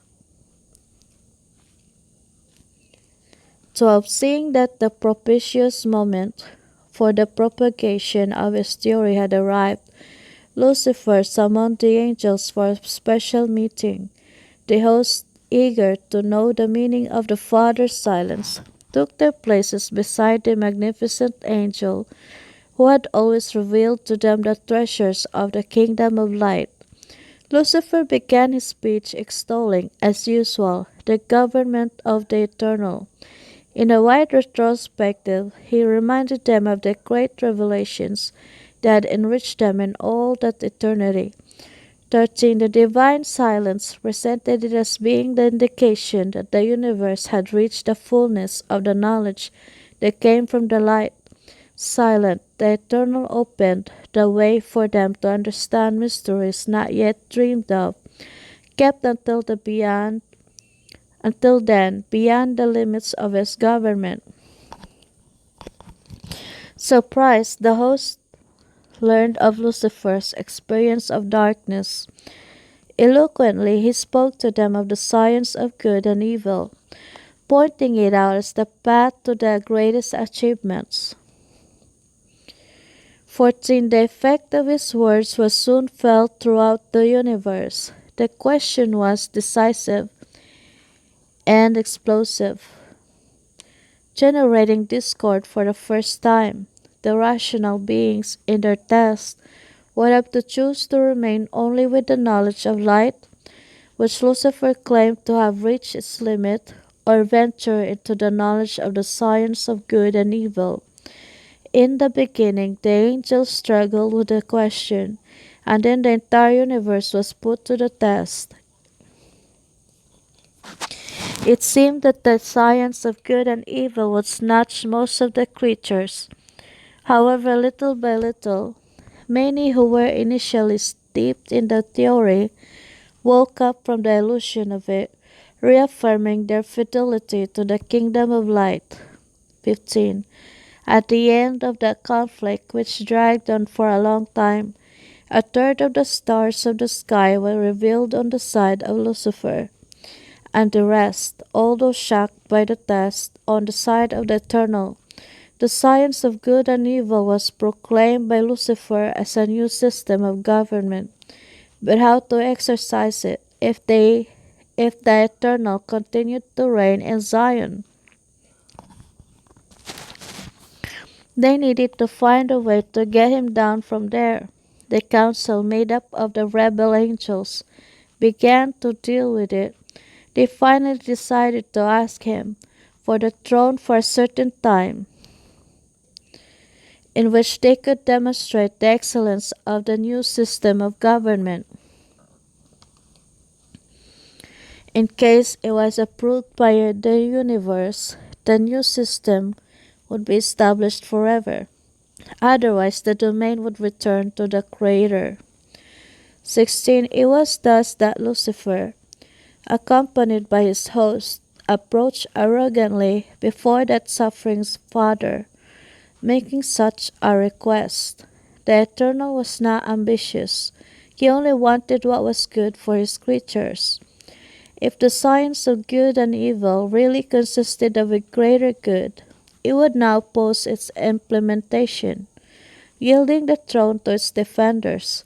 But he knew that the path would lead to unhappiness and death. Moved by his protective love, the Creator disregarded the request of the rebellious host, who turned away in a rage. 17. Being denied the throne, Lucifer and his host began to accuse the divine king, claiming to be his government of tyranny. They affirmed that their permanence on the throne was the most patent demonstration of his arbitrariness. Hadn't he given them the freedom to choose? Why neutralize it now by preventing them from implementing a superior system of government? The accusations of the rebel hosts reverberated throughout the universe, making it seem that the government of the Eternal was unjust. This brought deep anguish to those who remained faithful to the kingdom of light. 18. Mama, I'm hungry. Mama, I'm 18. Not knowing how to refute such accusations, those creatures dumbfounded by moral pain yearned for the moment when new revelations from the Creator could clarify for them the mysteries of that great conflict. The accusations and blasphemies of the rebellious hosts reached a climax when the Eternal, in a surprising gesture, rose from his throne, as if ready to leave it. The infidels, in the expectation of a conquest, became quiet, while a feeling of fear penetrated the hearts of the subjects of the light. 19. Would he give up dominion over all creation to get rid of vile accusations? According to the logic on which Lucifer based his teachings, the Creator had no other alternative. In these tremendous expectations, the universe accompanied the steps of God. In a gesture of humility, the Creator took off his crown and his royal mantle, placing them on the white throne. In his countenance there was no expression of resentment or anger, but of infinite love and sadness. With solemnity, the Eternal proclaimed that the decisive moment had arrived when each creature would have to seal their decision on the side of light or darkness. 20. In a sweeping revelation, he warned of the consequences of a break with the source of life. With a look of tenderness, the Creator looked at his children.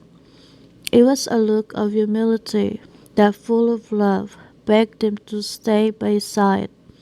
Countless creatures, moved through, returned his look of kindness, while a crowd kept their heads down. Lucifer and his followers were aware of the seriousness of that moment. It was still possible to turn back on their plans, repentantly surrendering to the Divine Father who had always loved them. 21. While crestfallen they considered the final decision, Lucifer and his followers heard the chant of those who, in recognition and gratitude, placed themselves next to the Eternal. The last fight was locked in the hearts of the infidels, who, shaken, came to think of withdrawing. Finally, the memory of the recent divine gesture, taking off the crown, gave them the certainty that the government would be handed over to them. Seeing that the throne remained empty, Lucifer and his host, dominated by greed, definitely broke with the Creator. Seeing a third of his subjects cross the divisions of eternal separation, God allowed the anguished pain that tormented his heart for so long to externalize, curving in inconsolable tears. 22. Contemplating his rebellious children, he raised his voice in a painful lamentation. My children, I can no longer call you that. I would so much like to hold you in my arms. I remember when I lovingly formed you. You emerged happy and perfect, in chords of hope and eternal harmony. I lived for you, covering you with glory and power. You were my joy. Why did your hearts change so much? Oh, what more could I have done to make you stay with me? Today my soul bleeds with pain for the eternal separation. 23. How will I look towards the empty places where so many times rejoicing they raised their voices in festive hosannas, without a mixture of happiness and pain coming to mind? Infinite nostalgia already invades my being, and I know it will be eternal. Today my heart broke and broke. I will bear the scars forever. After proclaiming such painful lamentation in tears, the Eternal addressed Lucifer, the cause of all evil, saying, You received the name of honor when you were created. Now they will no longer call you Lucifer, but Satan, the enemy of the Creator and his laws. After lamenting the perdition of the rebellious host, the Eternal in slow steps left the Garden of Eden, place of the universal throne. Now they will no longer call you Lucifer but Satan, the enemy of the Creator and his laws. After lamenting the perdition of the rebellious host, the Eternal, in slow steps, left the Garden of Eden, place of the universal throne. 24. Where would his abode now be? The faithful host reverently accompanied his mysterious steps of abandonment, which seemed to unravel a difficult future of suffering and humiliation. Would the rebels occupy the divine throne, profaning it as the domain of sin? This injury tortured the hearts of the eternal subjects, leaving his beloved city. The Lord of Light led himself, amidst the glories of the universe, towards the immense abyss, about which he had been silent until then. There he stopped once more, speechless, while he seemed to read in the darkness a future of great struggles. 25. Faced with the suffering of the Eternal expressed in the sadness of his countenance, the faithful were finally able to understand the meaning of that mysterious abyss. It consisted of a symbolic representation of the kingdom of rebellion in the saddened face of God. A brightness was finally manifested that encouraged the faithful. Raising his mighty arms before the darkness, he commanded aloud, Let there be light. Immediately the light of his presence flooded the deep abyss, and triumphing over the darkness, revealed an unfinished world covered by crystal clear waters. With that gesture, the Eternal began a great battle for the vindication of his government of light, battle of love against selfishness, of justice against injustice, of humility against pride, of freedom against slavery, of life against death. 26. A battle that without respite would last until at the longed-for dawn, the divine King could return victorious to holy Mount Zion, where enthroned amid the praises of the redeemed, he would reign forever in perfect peace. The darkness in its flight pointed towards the final annihilation of the rebellion. The abundant waters that covered that world, until then hidden, symbolized the eternal life that for the faithful would be conquered by the love that sacrifices everything. The revealed world was the earth, revisited by darkness and by light. She would be the stage for the great fight. The faithful rejoiced at the triumph of the light on that first day, when the darkness in its fury rolled over the planet, succumbing in dense darkness. 27. The light, which seemed defeated, was reborn victorious in a beautiful dawn. As the light of a second day dawned, the Eternal ordered, Let there be an expansion in the midst of the waters, and let there be separation between water and waters. Immediately the heat of his light caused an immense amount of steam to rise from the waters, enveloping the planet in a blanket of indigo transparency. Thus the atmosphere arose with its perfect mixture of gases that would be essential for the life that would soon crown the planet. The Creator, contemplating the expanse called heavens, 28. The atmosphere, which full of brilliance enveloped the earth, was darkened by the twilight of another evening. Chapter 3. The works of creation continue. Separation of the waters, vegetation. The Garden of Eden is transferred on the new planet. The great lights, marine creatures, volatile creatures, earth creatures, creation of Adam, the first man. Adam prostrates himself in reverent adoration. Paradise, state of the earth. Adam was amazed at a creature and called it lamb. The lamb, a likeness of the eternal, the promise of a companion. Adam's deep sleep. Eve is created for Adam, a royal mantle and a crown given to man as honor of the eternal. Adam and Eve show submission by placing their crown at the feet of the Creator. Man, faithful steward, rational scepter, and the arbiter of creation. Adam and Eve are made aware of Satan, the tree of life and the tree of knowledge of good and evil. 1. When the darkness was overcome on the third day, the Creator continued his work, making the immense continents that were still under the surface of the waters appear. With raised hands he commanded, "Let the waters under the heavens gather in one place, and the dry portion appear."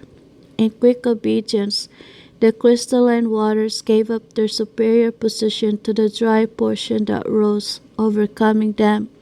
In the lower regions of the earth, the waters would continue to reflect the celestial brightness, being a refreshment for thirsty creatures.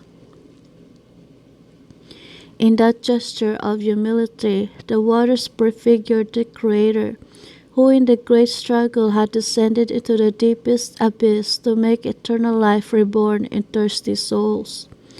2. Contemplating the face of that new world, the Eternal called the dry part earth, and the collection of the waters he called seas.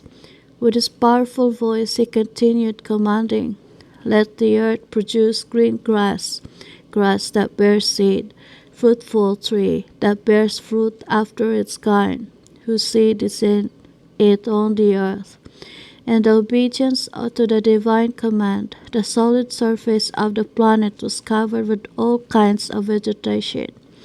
Beautiful meadows to flower, green fields interrupted by crystal clear rivers, endless forests where leafy trees hung tasty fruits of countless species. The earth was like a cloth where the Creator, by the power of his word, colored pictures of matchless beauty. 3. While with admiration the hosts contemplated the beauties of that creation, they were surprised to recognize on the new planet the Garden of Eden, place of the divine throne. The Eternal, by the power of his word, had transferred him to the bosom of that special world, where in justice the government of the universe would be confirmed. On that spring day the breeze gently caressed the green forest and flowering meadows, filling the atmosphere with a soft aroma and freshness. Contemplating his handiwork, the Creator happily exclaimed, "Behold, everything is very good." Exuberant, the planet fulfilled another day in its harmonious rotation. The faithful host could now better understand the importance of divine light. His absence had obscured, on that night, the beauties of Zion. On that new day, the Creator would express his mighty power. 4. Those lights would remain forever as symbols of the spiritual presence of the Eternal, who is the source of all light. Contemplating the dark and empty space that extended around the earth, with a powerful voice he ordered, "Let there be lights in the expanse of the heavens, so that there is a separation between day and night. Let them be for signs and for determined times, for days and years. And let them be for lights in the expanse of the heavens, to give light on the earth." Immediately the space became radiant by the brightness of the sun and by the reflection of planets and satellites. At this display of power, the faithful host knelt in reverent adoration. On the fourth day, the Eternal created the worlds of our solar system, not to be inhabited like the earth, but for the balance of the system. 5. They also filled the sky with brilliance, softening the darkness of earthly nights. Turning their eyes towards the earth, the host rejoiced to see it radiant in colors. Very close to her could be seen the moon, that with its silvery reflection would chase away the deep nocturnal shadows, surrounded by its enchanting scenery. The sons of light joyously greeted the dawn of the fifth day, which would bring many surprises. The Eternal would make the earth festive due to the presence of countless species of irrational animals that would inhabit the entire surface of the planet. The creation would continue on the sixth day. 6. Raising mighty hands, the Creator, looking first at the crystalline waters, commanded, "Let the waters abundantly produce reptiles of living soul." Immediately the waters became undulating due to the presence of countless species of reptiles that, happy and grateful, celebrated existence in a continuous swim and jump.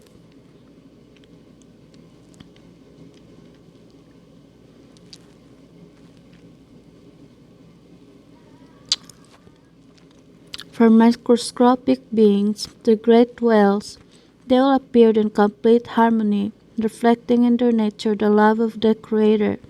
Casting his eyes on the indigo atmosphere that rested on the greening forests, the Eternal continued, "Fly the birds on the face of the expanse of heaven." Through his order the heavens were filled with colorful birds, that flying in all directions had in their hearts a song of gratitude for life. 7. Contemplating his earthly creatures with pleasure, the Eternal blessed them, saying, "Be fruitful and multiply, and fill the waters and the seas, and the birds multiply on the earth." Rejoicing, the faithful host witnessed the dawn of the sixth day. And what would God create on that new day? This question reigned in the minds of all rational beings. They were sure that something very special was about to happen. Raising his mighty arms, the Eternal ordered, "Let the earth produce a living soul according to its kind, cattle, reptiles, and wild beasts of the earth according to its kind." His mighty voice was soon heard, and in the woods and fields the result of his creative power could be seen. 8. Animals of all species awoke to a happy existence. In the midst of a paradise of perfect peace, the land became extremely beautiful, like a princess adorned to receive their king and lord. Who would be that special being? Moving with majesty, the Eternal descended to the glories of the new world, heading to the Garden of Eden, place of the divine throne. The angels of light accompanied him reverently, stopping like clouds over the heavens of paradise. The entire universe watched with deep interest the unfolding of the Creator's acts in response to the accusations of his enemies. Now the moment was decisive. Everything indicated that the Eternal would prove not to be a tyrant or selfish, crowning someone on Mount Zion. Satan and his followers had no doubt that the kingdom would be handed over to them, and they would reign victorious within the ancient abyss, where darkness and light now intertwined. The minions of light shuddered at the prospect. Next to the source of the river of life, the Eternal solemnly knelt down, and with the natural elements of the earth began to lovingly mold a special creature. After a few moments, the body, still lifeless, of the first man was spread out before the Creator. The Eternal looked at him, and after caressing his cold and discolored face, breathed into his nostrils the breath of life, and the man began to live. Then, as if waking up from a dream, the man opened his eyes and contemplated the sweet face of his Creator, whose smiling kiss his now colorful and full of life face. He was moved when he heard the Eternal tell him in a soft and affectionate voice, "My son, my dear son." Because he was born from the earth, the first man received the name of Adam. Taking him by the hand, the Eternal lifted him up, unaware of the scenery of brilliance that surrounded him. Adam, in a gesture of gratitude for existence, enveloped the Creator in a tender embrace, prostrating himself in reverent adoration. The faithful host who admired witnessed the great divine realization. Moved by the human gesture, also prostrated themselves in reverent adoration. 11. They then joined their voices in a song of joy and greeting to that special creature, who was awakening to life at such a decisive moment for the universe with a heart full of happiness. Adam joined the angels in their song of praise, his voice echoing through the flowery surroundings, mixed with the song of the birds and the lowing of the animals that approached festively. What is that? I found a tooth. Oh, the your tooth? No, Oh, what is that? someone else's tooth. That's Kuya's on? No, girl, I already drew it. Kuya's on the way. I think that's his own. I think that's Ati's own. Put it in a ziploc. Ew.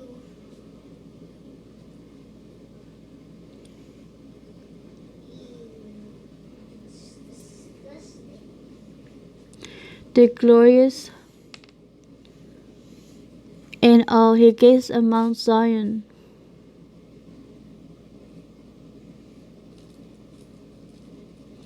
where the river of life flowed forth in a cascade of light. The glorious mount lay crowned by a pretty rainbow in its steps. He followed the course of the crystalline river, which slid serenely in the midst of the wonders of Eden. 12. He admired the tall trees that, drenched by the breeze, let abundant flowers and fruit hang from their branches. He leaned here and there, drawn by the glitter of precious stones that everywhere adorned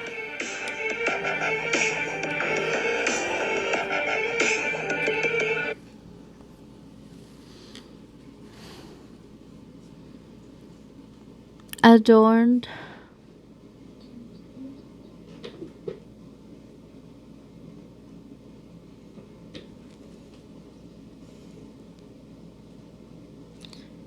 the lawn. With intense joy, Adam became aware of the infinity of species of animals that populated the garden. They were all meek and submissive and lived in perfect harmony and happiness. Stopping in his steps, Adam was amazed at the whiteness and tenderness of a little animal that was jumping on the grass. Approaching, he took him in his arms, giving him a special affection. Well, how nice it was to caress her white wool. His sweet eyes reflected a shine of love and humility. There was something special about the little animal. Affectionately, Adam called him a lamb. 13. With the little animal in his arms, Adam looked gratefully at the Eternal and adored him. Contemplating his white garments, his eyes expressive of unparalleled love, Adam discovered that he held in his arms a symbol of his Author. Happy, he exclaimed, "O Lord, this little lamb covered in such white wool. with an expressive look of so much love. Looks like you. I want to have it always with me. Finish your food, babe. No, finish. Observing the animals. Adam perceived that they enjoyed a special companionship. Everywhere I saw happy couples who lived for each other.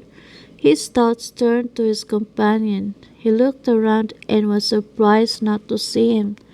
The Eternal had hidden himself on purpose, becoming invisible.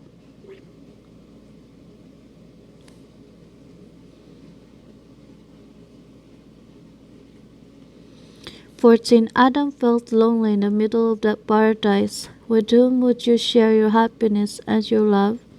There were animals there, but they were irrational, not being able to share their ideals. As he walked alone in that evening, a burning desire to find someone who could always be by his side was born in his heart.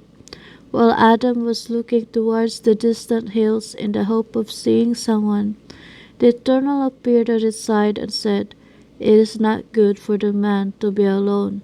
I will make him a companion." 15. Adam was happy to hear that promise from the Creator, just at the moment when he longed so much to have someone so that he would always be visible by his side. Taken into a deep sleep, Adam reclined on the chest of his loving Creator, who with caresses made him fall asleep. In his subconscious, the first colorful dreams arose. Contemplate the tender gaze of the Eternal. Hear the harmonious sound of angelic music. Discover the wonders around. Mount Zion with its rainbow, the river of life, the meadows in bloom, the animals that greeted him in celebration, the scenes that enveloped him in his longing are repeated in his sleep. He looks around in the hope of finding his partner, but he doesn't see him. He feels lonely in his dream, and that makes him look for someone with whom he can share his existence. 16. His gaze extends over verdant fields, seeing in the distance flowery hills. As he walks hopefully, he feels the gentle breeze gently caress his hair. Converse with the priest. "Priest, you seem to be the one I am looking for so much. You caress my hair, you kiss my face, you have the perfume of the green bushes. If I could see your face, I would kiss it. If I could touch your hair, I would make long braids and decorate them with the flowers of our garden." After walking in the dream through the meadows of paradise, Adam stopped while contemplating the surrounding landscape. He was amazed that he did not see the effect of the breeze on the flowering branches. But how if he felt it warmly on his face? 17. Then he began to wake up from his dream. Still with his eyes closed, he remembered the moment when, sleepily, he lay down on the Eternal's chest. Would the breeze be the touch of his hands? With this question, he opened his eyes and was moved to contemplate a pretty woman who with perfumed hands lovingly caressed his face. It was the breeze from his dream, the promise of a Creator who only wanted to make him happy.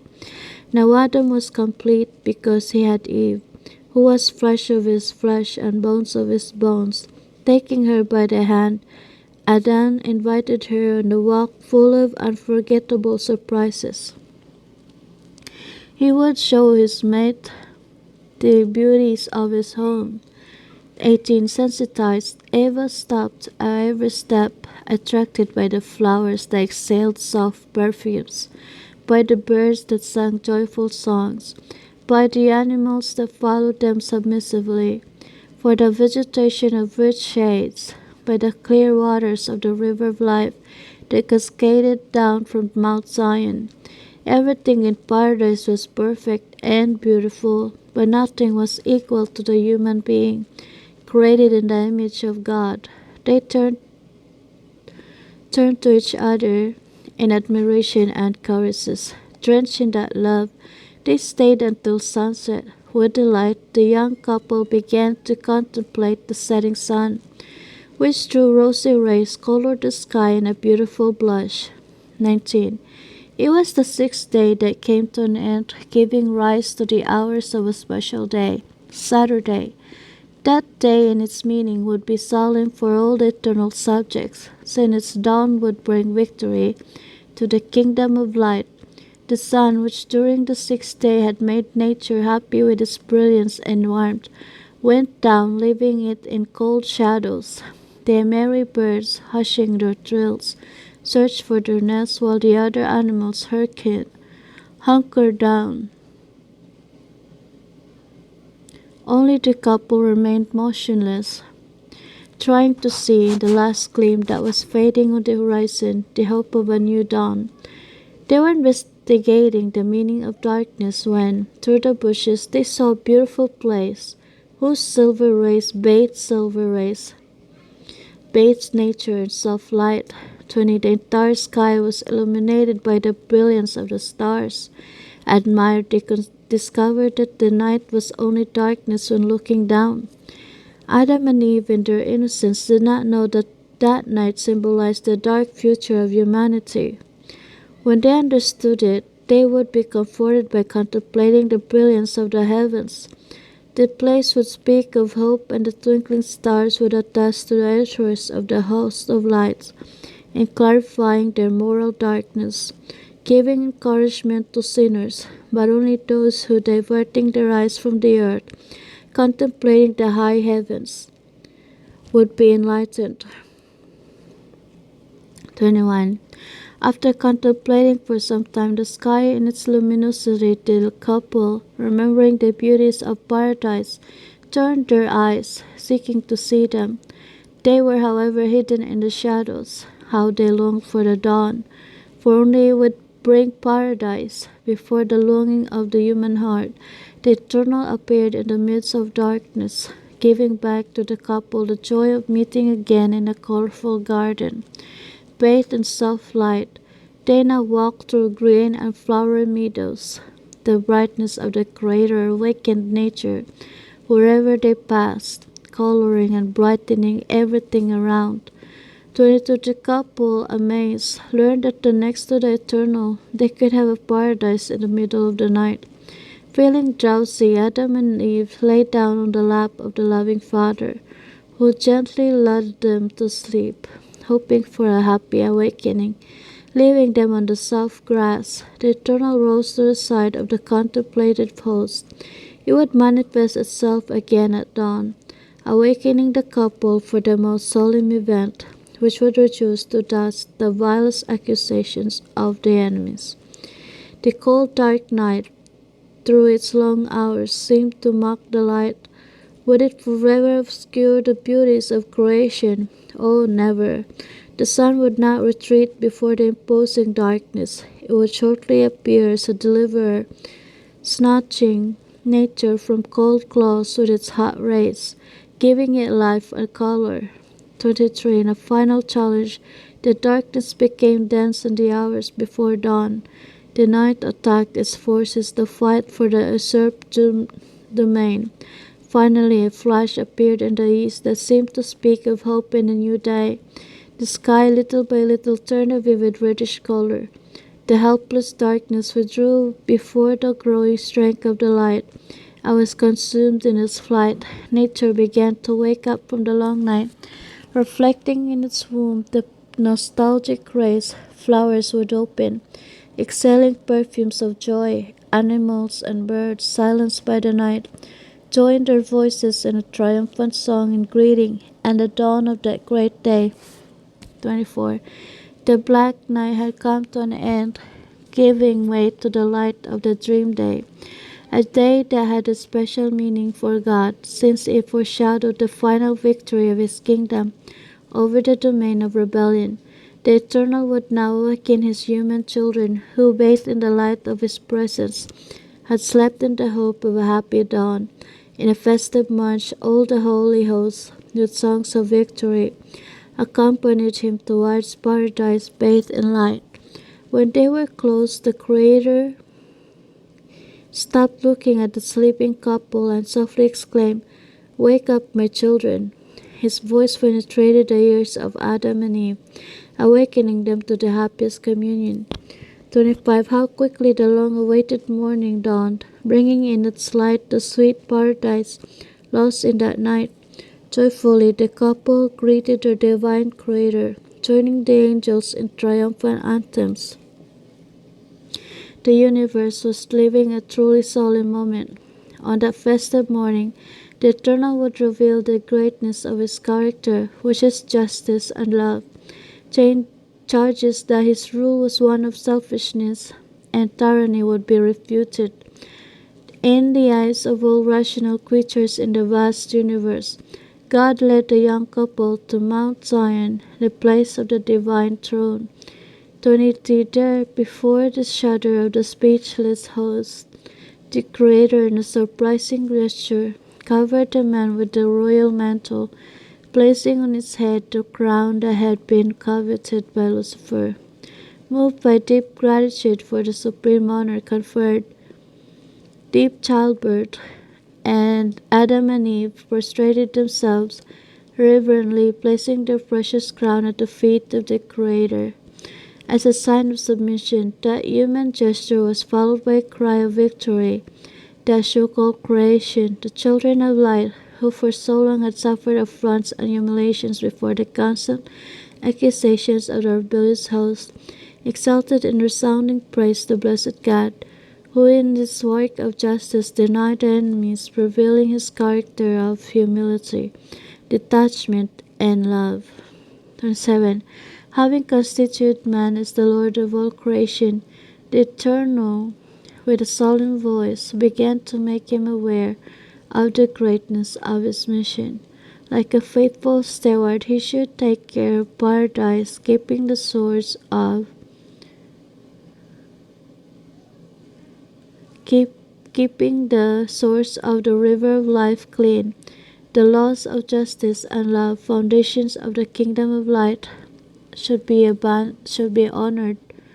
Like a rational scepter, it would be up to man, in a gesture of recognition and gratitude, to freely accept the rule of the one who created him. The hosts who marveled at the revelation of divine detachment understood that the Lord of light would no longer rule the universe except with human consent. 28. Man, by the will of the Eternal, was made the arbiter of creation, and his glorious being, made in the image of the Creator, shone the seal of eternal dominion. After revealing to the couple the infinite horror and responsibility of their mission, the Creator made them aware of the spiritual conflict that was involved in the conquest of universal dominion. Lucifer, who for countless ages had served the divine King in Zion, had been corrupted by pride and selfishness, being followed by a third of the rational host. They now sought to dethrone the Eternal, dishonoring him with vile accusations. 29. Having revealed to the human being the painful situation in which the universe found itself, the Eternal, in the solemn gesture, showed them two tall trees that, loaded with large fruits, rose on both banks of the river that was born from the throne.